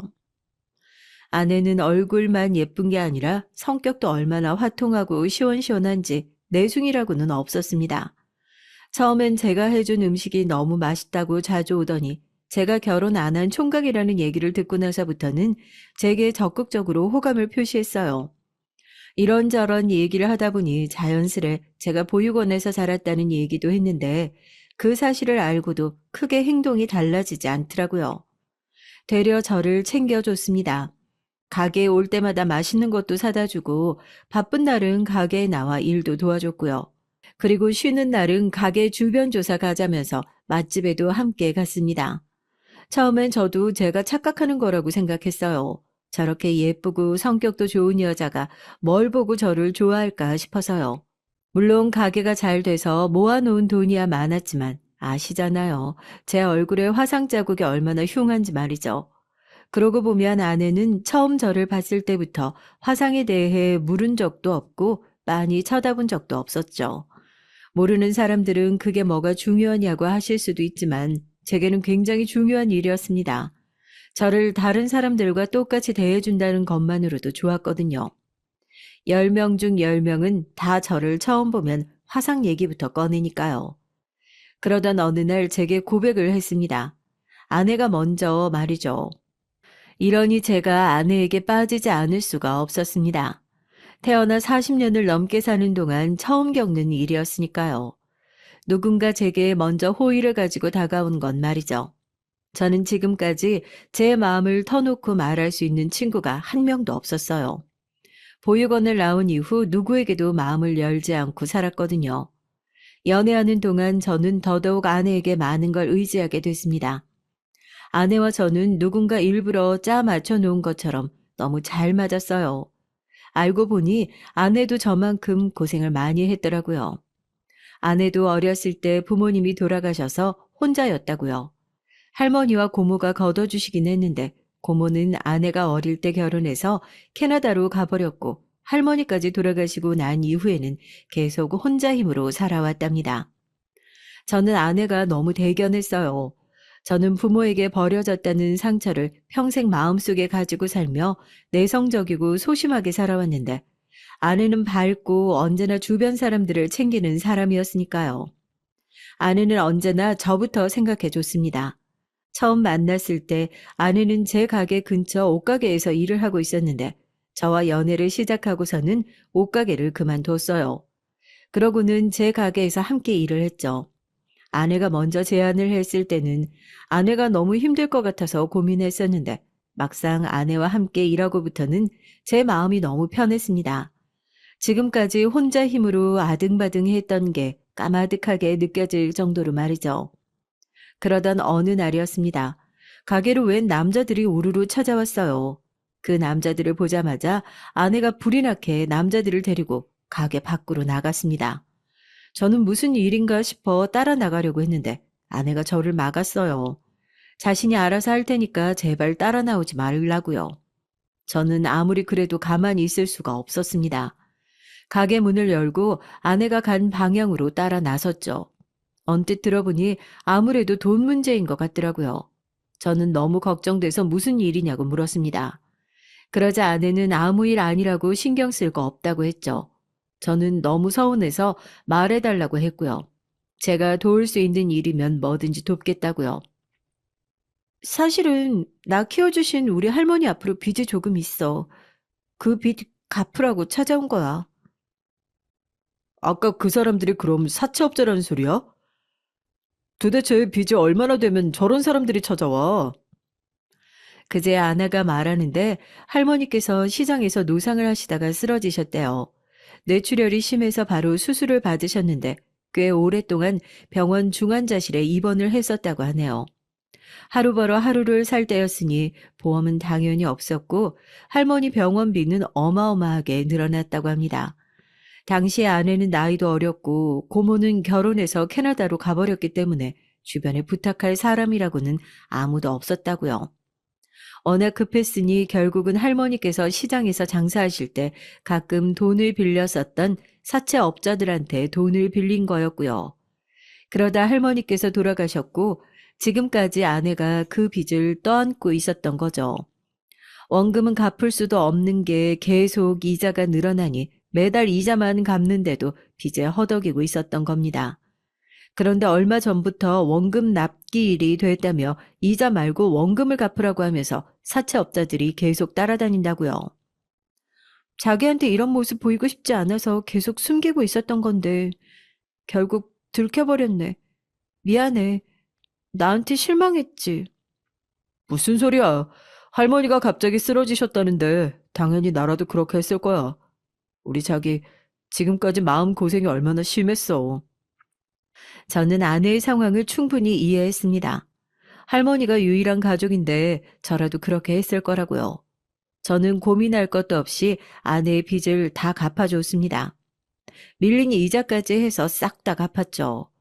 그날 아내는 펑펑 울었습니다. 평생 못 갚고 사채업자들에게 쫓겨다니며 빚에 시달릴 줄 알았는데 제 덕분에 홀가분해졌다고요. 저는 얼마 되지도 않는 그 돈보다 아내가 더 소중했어요. 그리고 그 순간 새로운 꿈이 생겼습니다. 앞으로 제가 돈을 버는 이유는 무조건 아내를 위해서라고 생각하기로 했죠. 지금까지 돈을 많이 벌어도 쓸 데가 없어서 지루하기만 했었거든요. 아내와 가정을 이루고 함께 살면서 절대로 지루하지 않을 것 같았어요. 저는 아내에게 청혼을 했습니다. 지금까지 외롭게만 살아온 우리 두 사람이 가정을 이루면 얼마나 잘 살겠냐고요. 제가 평생 아내를 행복하게 해주겠다고 약속했습니다. 그렇게 저희 두 사람은 부부가 됐어요. 저는 아내를 위해 거창하게 식도 올리고 신혼여행도 좋은 곳으로 가고 싶었지만 아내는 한사코 거절했습니다. 둘 다 가족도 없어서 하객도 많지 않은데 뭐하러 쓸데없는 데다 돈을 쓰냐고요. 그 돈으로 차라리 좋은 집에 살고 싶다고 했죠. 나 사실은 전부터 아파트에 꼭 한번 살아보고 싶었거든. 자기 혹시 서울에 아파트 살 돈 있어? 당연하지. 자기 살고 싶은 아파트로 지금 당장 알아봐. 내가 다 사줄게. 정말? 자기 진짜 멋지다. 우리 자기 최고야. 저는 뭐든지 아내가 하고 싶은 대로 다 해주고 싶었어요. 다른 여자들은 고급스러운 호텔에서 결혼하고 싶다고도 하고 비싼 예물도 해달라고 한다는데 제 아내는 역시 현명하다 싶었습니다. 저는 아내가 미리 알아봤다는 아파트로 보지도 않고 바로 계약을 했어요. 제가 가게 일로 바쁘다 보니 아내가 직접 여기저기 발품을 팔아 알아본 곳이었는데 지은 지는 오래된 복도식 아파트였지만 워낙 위치가 좋아 앞으로 오를 가능성이 있는 아파트라기에 바로 오케이 했습니다. 그런데 신혼집에 들어가고 나서부터 뭔가 말로 표현할 순 없지만 아내와 제 사이가 미묘하게 달라지기 시작했어요. 가게 일에 언제나 진심이던 아내가 결혼하자마자 가게 일보다 다른 데 더 신경을 쓰기 시작했습니다. 그리고 생각보다 많은 생활비를 요구했어요. 저도 당연히 아내가 필요하다고 하면 줄 생각이었지만 금액이 생각보다 컸습니다. 꼴랑 두 식구 사는 집에 무슨 생활비가 그렇게 많이 필요해? 난 집에서 밥도 안 먹고 거의 다 가게에서 먹고 오는데. 자기가 나 하고 싶은 건 다 하라며. 사실 나 전부터 하고 싶은 운동이랑 취미가 있었는데 지금까지 돈 없어서 못했거든. 나 이제 능력 있는 남편도 있으니까 이것저것 좀 배우고 싶어. 그러면 안 돼? 처음엔 이해가 되질 않았어요. 지금까지 전혀 관심 없던 수영이니 미술 같은 걸 갑자기 왜 하겠다고 하나 했죠. 하지만 내내 하고 싶었었는데 돈 때문에 배우지 못했었다는 얘기를 들으니까 안쓰러워서 허락 안 해줄 수가 없었습니다. 저는 아예 가게에 들어오는 수입 일부를 아내 통장으로 옮겨주고 쓰고 싶은 대로 쓰라고 했어요. 제가 다른 가족이 있는 것도 아니고 아직 자식도 없는데 지금까지 고생한 아내에게 이 정도 못해주나 싶었습니다. 아내가 허튼 곳에 돈 쓰는 사람도 아닌데 알아서 하겠거니 했죠. 그러던 중 작다면 작고 크다면 큰 일이 생겼어요. 아내가 갑자기 돈이 필요하다면서 제게 돈을 좀 달라고 했습니다. 저는 심각하게 생각하지 않고 또 뭐가 배우고 싶어서 그러냐고 농담조로 얘기를 했죠. 그런데 그 정도의 일이 아니었습니다. 결혼해서 캐나다에 갔다는 고모가 갑자기 비자 문제가 생겨 캐나다에서 아무것도 할 수 없는 상황이 생겨버렸대요. 그래서 급하게 돈이 필요하답니다. 여보, 고모가 일 정리되는 대로 바로 갚는데 지금은 비자 때문에 집이랑 가게를 정리할 수 없어서 급한 불부터 꺼야 한다니까 조금만 도와줘. 이 세상에 딱 하나 남은 자신의 혈육인데 타지에서 멸시당하면서 추방당하는 꼴을 어떻게 보냐며 펑펑 울더라고요. 그 모습이 얼마나 애절한지 제 마음이 다 아팠습니다. 저는 최대한 해줄 수 있는 만큼 돈을 끌어다 빌려줬죠.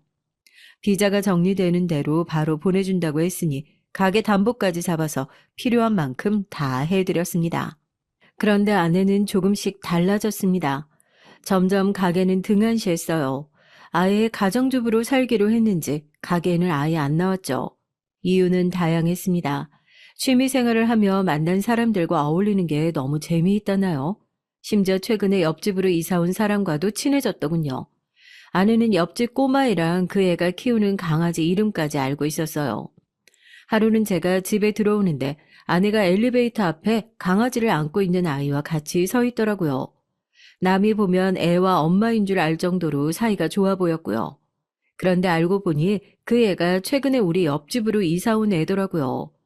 제 아내와 과하다 싶을 정도로 가까워 보였죠. 마치 오랜만에 만난 친척이라도 되는 것처럼요. 아줌마, 다음에도 우리 집에 또 놀러 오세요. 제가 우리 코코랑 또 놀게 해드릴게요. 그래, 아줌마가 또 놀러 갈 테니까 다음에 또 코코 산책 같이 시켜주자. 준석이 저녁 꼭 챙겨 먹고 나중에 봐. 안녕. 아내는 제가 없을 때 옆집 애랑 동네에서 자주 만났대요. 어린애가 항상 혼자 강아지랑 놀고 있길래 안쓰러워서 몇 번 얘기를 나눴는데 알고 보니 옆집에 이사 온 아이였답니다. 엄마가 없고 아빠랑 산다는데 너무 안쓰럽잖아. 꼭 우리 어린 시절 같아서 그냥 못 지나치겠더라고. 아내는 그 애를 볼 때마다 부모도 없이 자란 저와 자신을 보는 것 같아서 그냥 지나치기가 어려웠답니다. 그 어린 나이에 엄마가 없으니 얼마나 외롭고 힘들었겠냐고요. 저는 그때까지만 해도 아내의 마음이 너무 예쁘다고 생각했어요. 그게 다 계획된 연기였다는 걸 몰랐으니까요. 그날 이후에도 옆집 아이와는 자주 마주쳤습니다. 그럴 때마다 아이는 제 아내를 잘 따랐어요. 그럴 만한 게 아내가 그 아이에게 잘해줘도 너무 잘해줬거든요. 반찬이나 가게에서 싸온 음식들도 옆집에 나눠주는 것 같더라고요. 저는 아무리 그래도 옆집 남자가 어떤 사람인지도 모르는데 너무 과하게 잘해주지 말라고 했습니다. 우리는 선의로 하는 행동일지 모르지만 아이 아빠 입장에서는 어떻게 생각할지 모른다고요. 그런데 제 말에 아내는 갑자기 다른 사람처럼 굴었습니다. 평소답지 않게 괜히 욱하더라고요. 소리까지 지르면서요. 여보, 당신이 만든 반찬 좀 나눠준 게 그렇게 아까워? 당신은 엄마도 없이 애가 혼자 매일 밥 먹고 집에 있는 게 안쓰럽지도 않아? 난 안쓰럽지 않다는 게 아니라 애 아빠한테 물어보지도 않고 우리가 마음대로 먹을 걸 가져다 준다는 게 조심스러워서 그러지. 혹시 아이 아빠가 기분 나빠할지도 모르고. 알았어. 그럼 아이 아빠한테 물어보고 주면 되는 거지? 저는 아내의 반응이 아무래도 좀 과하다 생각했습니다. 아무리 애가 엄마가 없는 게 안쓰러워도 아내의 호의가 과하다고 생각했죠. 이 정도 아파트에 살 정도면 애 아빠가 경제적으로 힘든 것도 아닐 텐데 우리가 괜히 이것저것 도와주는 게 오지랖이라고 생각할 수도 있잖아요. 심지어 불쾌할 수도 있고요. 그래서 얘기를 한 거였는데 아내가 화까지 내니 제가 괜히 냉정한 사람이 된 것 같았습니다. 옆집과의 일은 거기서 끝이 아니었어요. 아내가 정말 옆집 남자에게 물어봤나 봐요. 저희가 근처에서 식당을 하는데 애한테 종종 반찬을 가져다 줘도 되냐고요. 옆집 아이 아빠가 허락했답니다. 옆집 애가 원래 살가운 성격이 아닌데 제 아내를 잘 따른다고 했다나요? 저는 그때부터 기분이 좋지 않았습니다. 물론 이웃끼리 가깝게 지낼 수야 있죠. 하지만 엄연히 옆집 남자는 애가 딸리기는 했어도 호랍이 싱글이잖아요. 괜히 아내가 그 남자와 살갑게 지내는 게 저는 마음이 불편했어요. 그러던 어느 날이었습니다. 아내가 며칠 전부터 얼굴이 안 좋더라고요. 저는 아내가 걱정돼서 병원에 한번 가보라고 했습니다. 사실 포장마차 장사라는 게 체력적으로 굉장히 힘들어요. 남들 출근할 때 집에 들어오고 남들 퇴근할 때 출근하는 일이다 보니 저도 만성 피로를 달고 살았습니다. 하지만 아내 얼굴이 평소보다 너무 헬쑥한 게 걱정돼서 안 되겠더라고요. 마음 같아서는 함께 병원에 가고 싶었지만 당시에 가게를 하나 더 오픈하던 시기라 워낙 일이 바빠서 제가 같이 가주지 못했어요. 저는 일하는 내내 마음이 쓰여서 아내에게 여러 번 전화를 했습니다. 그런데 생각보다 아내 건강이 좋지 않다네요. 아내 말이 당뇨 수치가 높게 나왔대요. 아내의 부모님도 당뇨였기 때문에 지금부터 관리를 하지 않으면 나중에 합병증으로 고생할 수도 있으니 당분간 푹 쉬면서 수치를 좀 낮춰보자고 했답니다. 전 너무 걱정이 돼서 일이 손에 잡히질 않았어요. 이게 다 아내와 잘 먹고 잘 살자고 하는 일인데 아내가 힘들고 아플 때 옆에 있어주지 못하면 무슨 소용인가 싶었죠. 그래서 저는 일을 하다 말고 집에 들렀습니다. 아내가 좋아하는 전복죽을 끓여서요. 그런데 이게 웬일인가요? 아내가 집에 없더라고요. 밤 12시가 넘었으니 당연히 집에서 자고 있을 줄 알았는데 집안 어디에도 없었습니다. 저는 무슨 일인가 싶어 전화를 했죠. 그런데 아내가 바로 전화를 받더군요. 저는 급한 마음에 전화를 받자마자 몸도 안 좋은 사람이 이 시간에 어딜 갔냐고 다그쳤어요. 어머, 여보 설마 집이야? 우리 엇갈렸나 보다. 나 지금 당신이 너무 보고 싶어서 가게로 가려던 참이었는데. 아무리 내가 보고 싶어도 그렇지. 몸도 안 좋은 사람이 이 시간에 혼자 나가면 어떡해. 나 당신한테 무슨 일이라도 생긴 줄 알고 깜짝 놀랐잖아. 무슨 일은 바로 코앞인데. 암튼 우리 남편은 사랑꾼이라니까. 내가 지금 금방 집으로 갈게. 기다려 여보. 아파트에서 가게까지 걸어서 10분 정도밖에 걸리지 않았어요. 그 짧은 거리를 택시를 탈 리도 없었고 버스는 다니지 않을 시간이었죠. 그런데 밖이라고 하기에는 아내의 주변 소리가 워낙 조용했습니다. 저는 뭔가 이상하다고 느꼈지만 아내를 의심하고 싶지 않아서 애써 대수롭지 않게 여겼어요. 몸도 아픈 사람을 몰아붙이는 건 옳지 못하다고 생각했거든요. 그런데 그 이후로 아내의 몸은 회복될 기미가 보이지 않았습니다. 아침에 몸이 무겁다며 일어나지도 못하고 입맛도 없다고 하더라고요. 저는 매일 아내의 걱정뿐이었습니다. 그래서 저는 아내가 건강을 완전히 회복할 때까지 함께 있어주고 싶어서 가게를 쉬려고 했어요. 사실 이제 제가 없어도 알아서 돌아갈 정도로 가게는 장사도 잘 되고 있었고 2호점도 자리가 잡히고 있었으니까 좀 쉬어도 될 것 같았거든요. 제게는 당연히 일보다 아내가 더 중요했으니까요. 그런데 아내는 절대 안 된다고 말리더라고요. 내가 중병에 걸려서 거동 못하는 것도 아닌데 가게까지 뭐로 쉬어. 안 그래도 여보 혼자 일하게 해서 미안해 죽겠는데. 그런 소리 하지 마. 앞으로 당신은 집에서 아무것도 하지 말고 푹 쉬어. 난 당신 없으면 못 사는 거 알지? 세상에 나처럼 남편 복 많은 사람이 또 있을까? 암튼 우리 남편이 최고라니까. 저는 진심으로 아내만 제 곁에 있어준다면 뭐든 다 할 수 있을 것 같았어요. 저는 아내에게 아무것도 하지 말고 몸을 회복하는 데만 신경 쓰라고 했습니다. 그리고 저도 최대한으로 아내를 도와주고 싶었죠. 제가 누굽니까? 명색이 잘 나가는 식당 사장이자 주방장인데 그깟 당뇨 정도야 식이요법으로 낫게 해줄 수 있다고 자신했어요. 저는 매일 식당 주방에서 음식을 해서 퇴근길에 가져가 냉장고에 가득 채워주었습니다. 당뇨에 좋다는 음식으로만요. 제 정성이 통했는지 아내는 많이 좋아진 것 같았습니다. 아내가 워낙 입맛이 없다고 해서 제가 매일 다르게 신경 써서 냉장고에 반찬을 해뒀거든요. 어느 날부턴가 말끔하게 냉장고가 비어져 있었습니다. 밥도 잘 먹고 전보다 얼굴도 통통해진 게 많이 좋아진 것 같았어요. 그런데 제가 괜한 헛수고를 했더군요. 아내의 거짓말에 된통 속았던 거였습니다. 그날도 가게 문을 닫고 무거워진 몸을 이끌고 간신히 지부에 돌아오는 길이었어요. 엘리베이터에서 옆집 아이를 만났어요. 학교 가는 길인 것 같더라고요. 저는 평소에 하던 대로 인사를 했습니다. 아침은 먹었냐고요. 그랬더니 아이가 하는 말이 의외였습니다. 아저씨가 한 어묵볶음 진짜 맛있더라고요. 학교에서 나오는 급식보다 훨 맛있어요. 다음에 또 해주세요. 저는 당연히 놀랐지만 애 앞이니 애써 아무렇지 않은 척 했습니다. 아내가 아직도 반찬을 옆집에 가져다 준다고는 생각도 못 했거든요. 당뇨라고 자기 몸 하나 챙기기도 힘든 사람이 도대체 왜 옆집 아이까지 챙겨주는 건지 이해가 되질 않았죠. 어쨌든 제가 어른이니 애한테 쪼잔하게 굴고 싶지 않아서 애써 손을 들어서 인사를 했습니다. 그런데 그때 애가 잠시 망설이는 듯 싶더니만 갑자기 제게 성큼성큼 다가왔어요.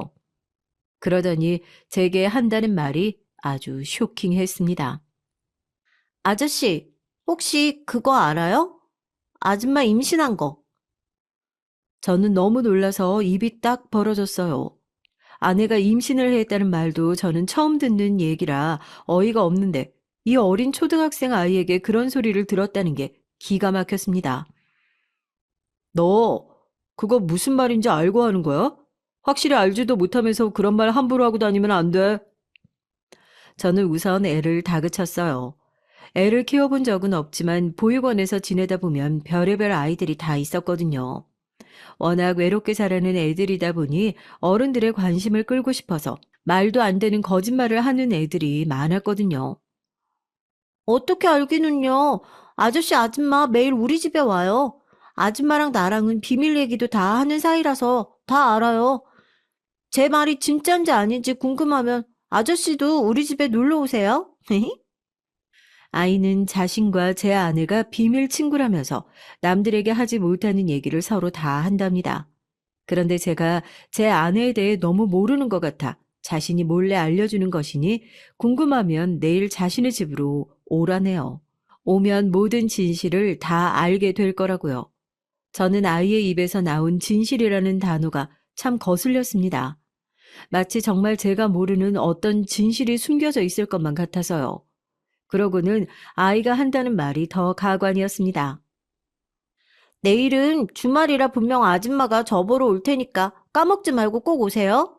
내일은 우리 아빠도 계시니까요. 살다 살다 이런 초대는 처음 받아봤습니다. 저는 당연히 아이의 말을 믿지 않았죠. 이 당돌한 꼬맹이가 저를 놀리는 거라고 생각했으니까요. 가장 믿을 수 없었던 건 제 아내가 임신을 했다는 말이었습니다. 근래에 당뇨 때문에 내내 집에서 요양한 사람이 임신이라니요. 그리고 매일 밤낮으로 살을 비비며 사는 부부인데 제가 아내의 임신 사실을 모를 리 없었어요. 저는 그날 저녁 아내를 유심히 관찰했습니다.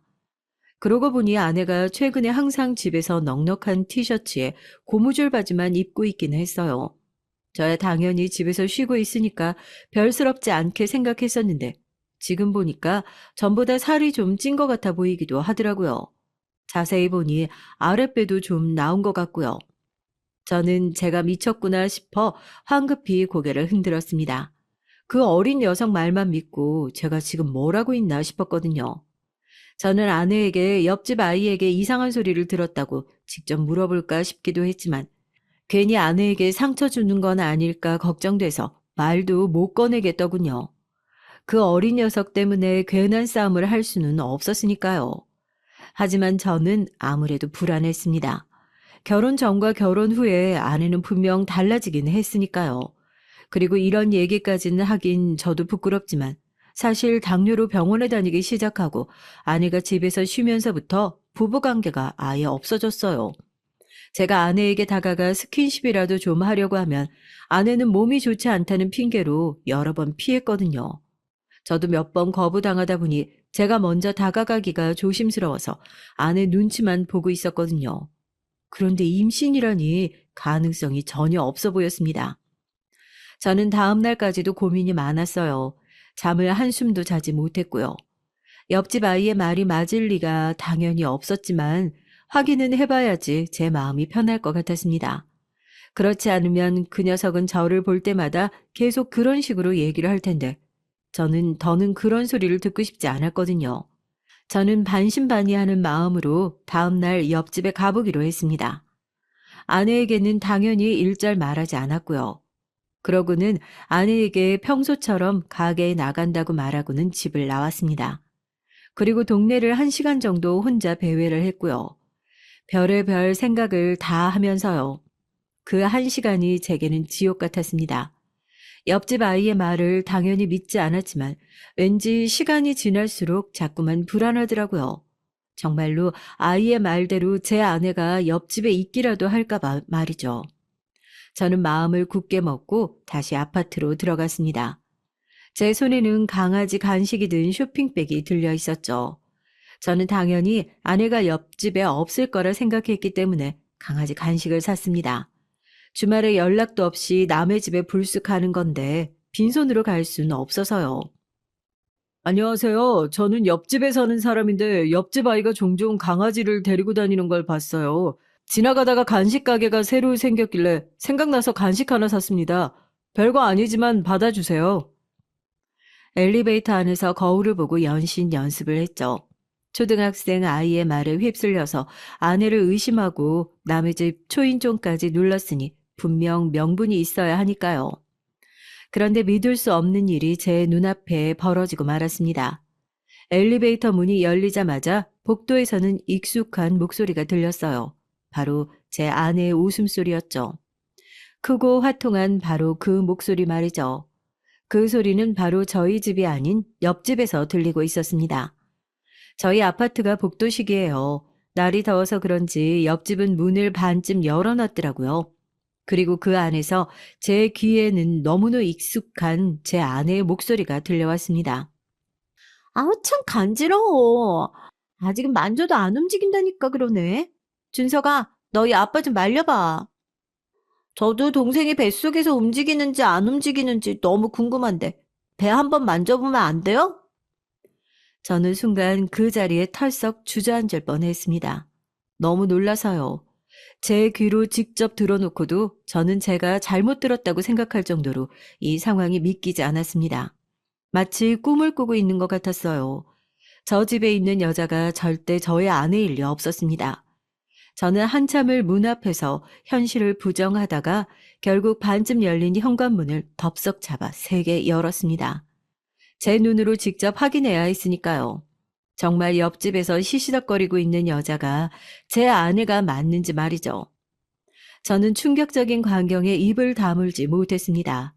옆집 거실에 제 아내와 옆집 남자 그리고 옆집 아이까지 셋이 옹기종기 모여 앉아 있더군요. 거기다가 옆집 남자와 아이의 손이 다름 아닌 제 아내의 배 위에 올려져 있었어요. 아주 단란한 새 가족이 따로 없었죠. 저는 그 광경을 보자마자 소리를 버럭 질렀습니다. 목소리만 컸지 말소리는 덜덜 떨리고 있었어요. 당신 지금 남의 집에서 다른 남자랑 뭐 하는 거야? 여보, 당신이 여기는 어떻게 왔어? 가게 안 나갔어? 아내는 놀란 토끼 눈을 하고 자리에서 벌떡 일어났습니다. 저는 아내의 얼굴을 보니 아무 생각도 나질 않았어요. 단지 이 상황이 너무 혼란스러워서 정신을 차릴 수가 없었습니다. 그때였습니다. 옆에 있던 아이가 자리에서 일어나더니 저를 보고 왜 이제 왔냐고 다그치더라고요. 그 순간 저는 정신이 번쩍 들었습니다. 이 아이가 저를 기다리고 있었던 거예요. 지금 와 생각해보면 그게 다 아이는 자신의 가정을 지키는 방법이라고 생각했던 것 같습니다. 아저씨 내 말이 맞죠? 아줌마 매일 우리 집에 온다고 했잖아요. 그리고 아줌마 임신한 것도 맞아요. 봐요. 배가 불룩하잖아요. 조금 있으면 아기가 뱃속에서 꼬물거린대요. 준서가, 너 그만 안 해? 너 지금 무슨 말을 하는 거야? 그건 너랑 나만의 비밀이라고 절대 아무한테도 말하면 안 된다고 말했잖아. 그래, 준서가 아줌마랑 너랑은 비밀 친구하기로 했잖아. 아무도 모르는 비밀 친구. 당신 지금 제정신이야? 도대체 비밀 친구는 또 뭐고, 임신은 또 뭐야? 이게 다 무슨 상황이냐고. 저는 점점 더 혼란스러워졌습니다. 옆집 남자는 제게 다가오더니 갑자기 사과를 했어요. 우리 애가 엄마 없이 자라서 그런지 이렇게 외로움을 많이 타요. 아내분께서 애를 좀 자주 놀아줬더니 애가 정이 많이 들었는지 자꾸 이러네요. 너무 죄송합니다. 그때였습니다. 아이는 도저히 참을 수 없다는 듯 폭발했어요. 옆집 남자에게 옆에 잡히는 대로 쿠션 같은 걸 마구 던지더라고요. 짜증나. 아줌마는 무슨? 아빠 그만 좀 해. 내가 아직도 유치원생인 줄 알아? 왜 자꾸 엄마한테 아줌마라고 부르래? 난 이제 엄마더러 아줌마 말고 엄마라고 부를 거야. 막장도 이런 개막장이 없었습니다. 저는 무슨 텔레비전 드라마 보고 있는 줄 알았어요. 전혀 현실감이라는 꼴은 없이 이 상황이 믿기지 않았습니다. 그런데 상황을 보아하니 아이의 말에 놀란 건 저뿐만이 아니더군요. 아내와 옆집 남자도 뭔가 자신들의 계획이 틀어졌는지 당황한 것처럼 보였어요. 당신, 내가 알던 여자 맞아? 설마 이 남자랑 원래부터 알던 사이야? 빨리 대답 안 해?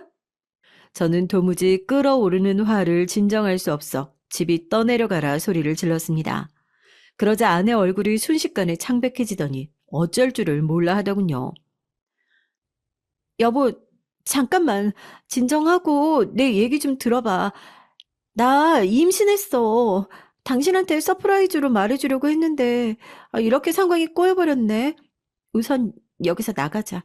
우리 집에 가서 차분하게 다시 얘기하자. 아내는 어느새 제 팔을 잡더니 집에 가자며 저를 끌어당겼습니다. 분명 많이 당황한 듯 보였죠. 하지만 더 당황한 건 저였습니다. 아내가 임신을 했다네요. 그게 정말 사실이었어요. 그 순간 옆집 아이는 아무래도 자기 원하는 방향으로 상황이 돌아가지 않는 것 같았는지 저와 아내의 앞을 가로막았습니다. 그러고는 펑펑 눈물을 쏟으며 울었어요. 엄마, 이대로 나 또 버리고 가려고? 나 엄마 절대 안 보내. 놔두고 가지 마. 제발 엄마. 준서가 그만해. 누가 네 엄마야. 얘가 오늘따라 왜 이래? 옆집 남자는 아들을 아내에게서 떼어내려 안간힘을 썼어요. 제게 연신 미안하다면서 허리를 숙이는데 연기를 얼마나 능청스럽게 잘하는지 하마터면 깜빡 속을 뻔했죠. 하지만 그 순간 저는 다른 건 몰라도 확실히 한 가지는 알겠더군요. 제 아내의 바짓가랑이를 붙들고 우는 아이의 얼굴은 진짜라는 걸요. 그 모습은 절대 연기가 아니었어요. 어른들이나 사람을 속이지 저런 어린아이가 저를 왜 속이겠어요. 저를 속여봐야 이득이 없는데요.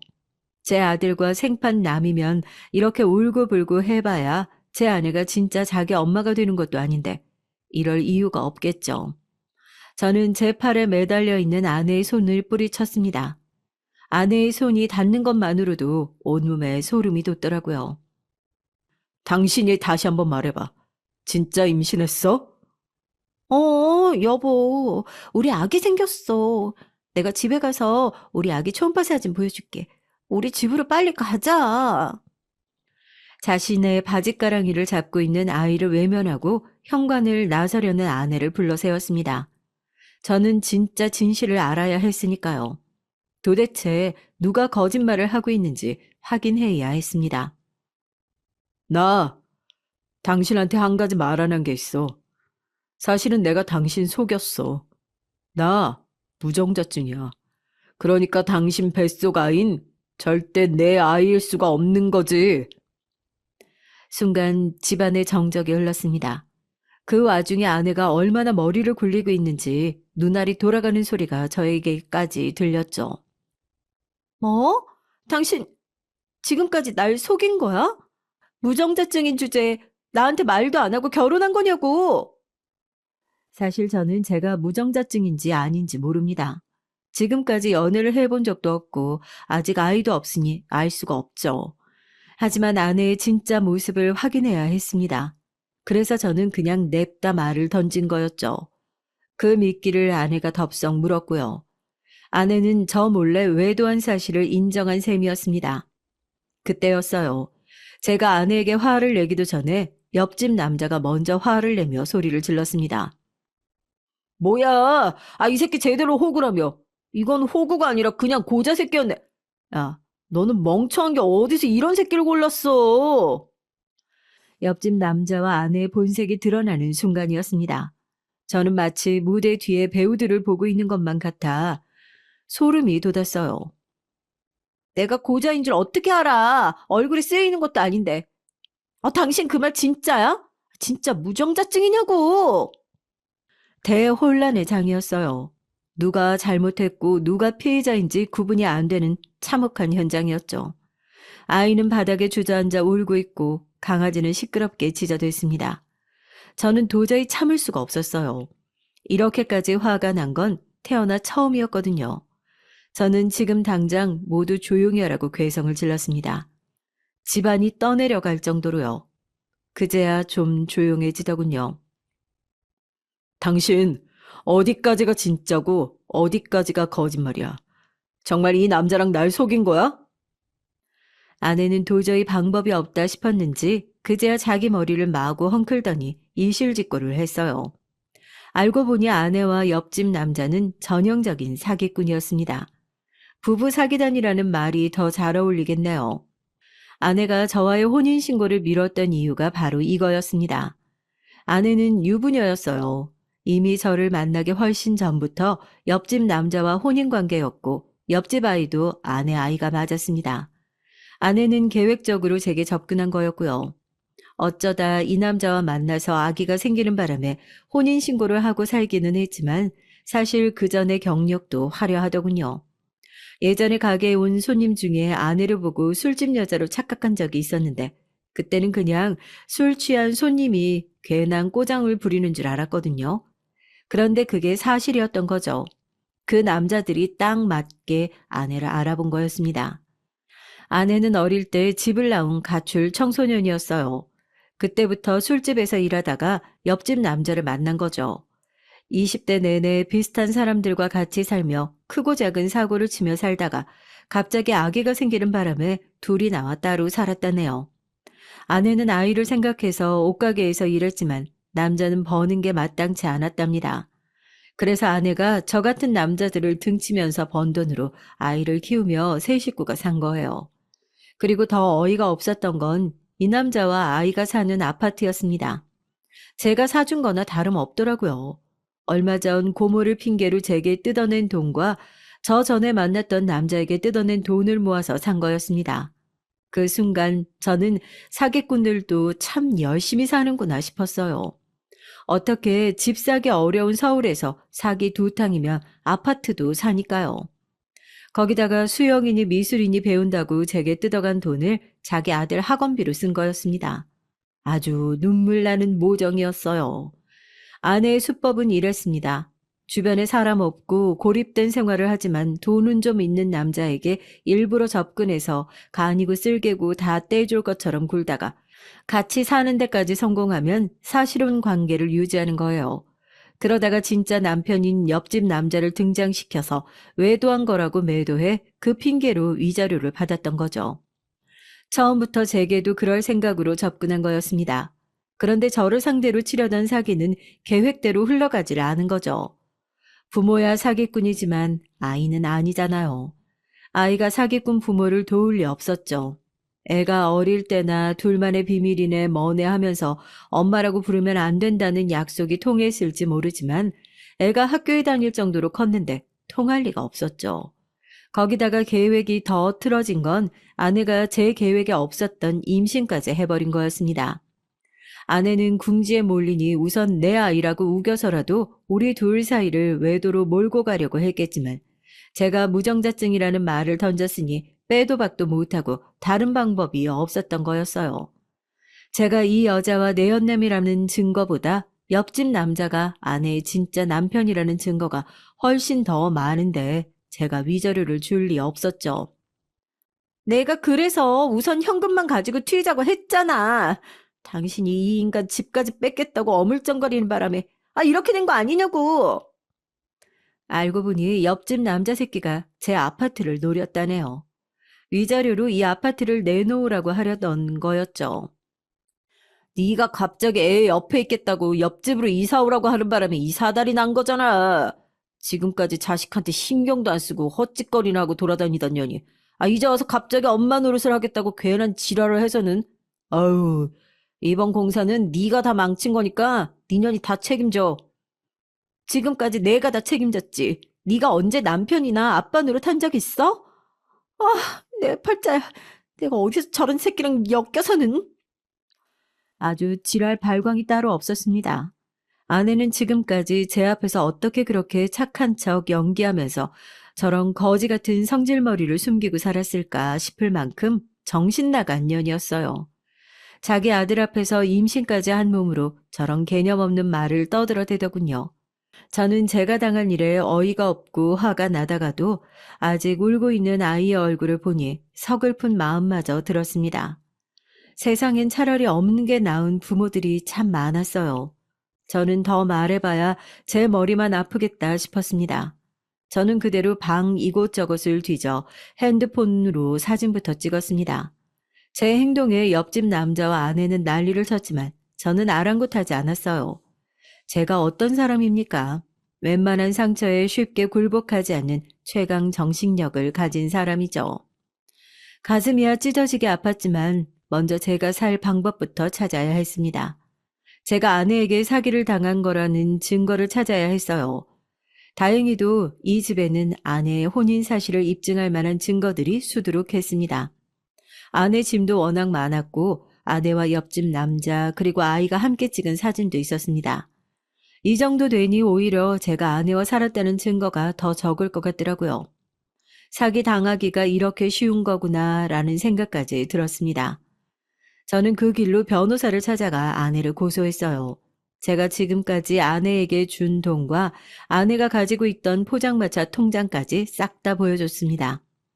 아내가 저와 살면서 제 돈을 자기 돈처럼 썼던 증거들과 옆집 남자에게 돈을 보냈다는 증거까지 찾았죠. 고소라는 게 참 지저분하더군요. 저를 작정하고 속이려고 했어도 한때 사랑했던 여자인데 고소를 통해 아내의 지난 과거에 대해 하나하나 알게 될수록 소름이 돋았습니다. 변호사는 저 이외에도 다른 피해자를 찾았고 함께 자료를 모아 싹 다 고소를 했죠. 사실 혼인신고를 한 것도 아니고 큰 피해를 본 것도 아니다 보니 제가 뺏긴 돈만 받아내면 되는 거였지만 그걸로는 부족했어요. 제 마음은 갈기갈기 찢겨졌으니까요. 그 이후 어떻게 됐냐고요? 아내는 임신한 몸으로 계속 법원에 출두하고 있습니다. 워낙 증거가 많아서 제가 당연히 이기는 싸움이었지만 마음이 시원하지만은 않았어요. 뱃속 아이에게도 잠시나마 이웃 주민이었던 옆집 아이에게도 미안한 마음이 드는 건 어쩔 수 없었죠. 하지만 할 수 없었습니다. 제가 말씀드렸었죠. 세상엔 차라리 없는 게 나은 부모도 있다고요. 그리고 무엇보다 저는 괜찮습니다. 예전보다 더 사람을 못 믿게 되긴 했지만 오히려 한번 된통 당하고 나니 전보다 더 긍정적으로 변하더군요. 옆집 아이가 이야기해 주지 않았다면 더 큰 피해를 받았을지 모르니까요. 인생 경험 3개 한번 했다고 생각하기로 했습니다. 저는 앞으로 제 돈 혼자 펑펑 써가며 나중에 후회하지 않도록 즐기면서 살려고요. 제 긴 얘기 끝까지 들어주셔서 감사합니다.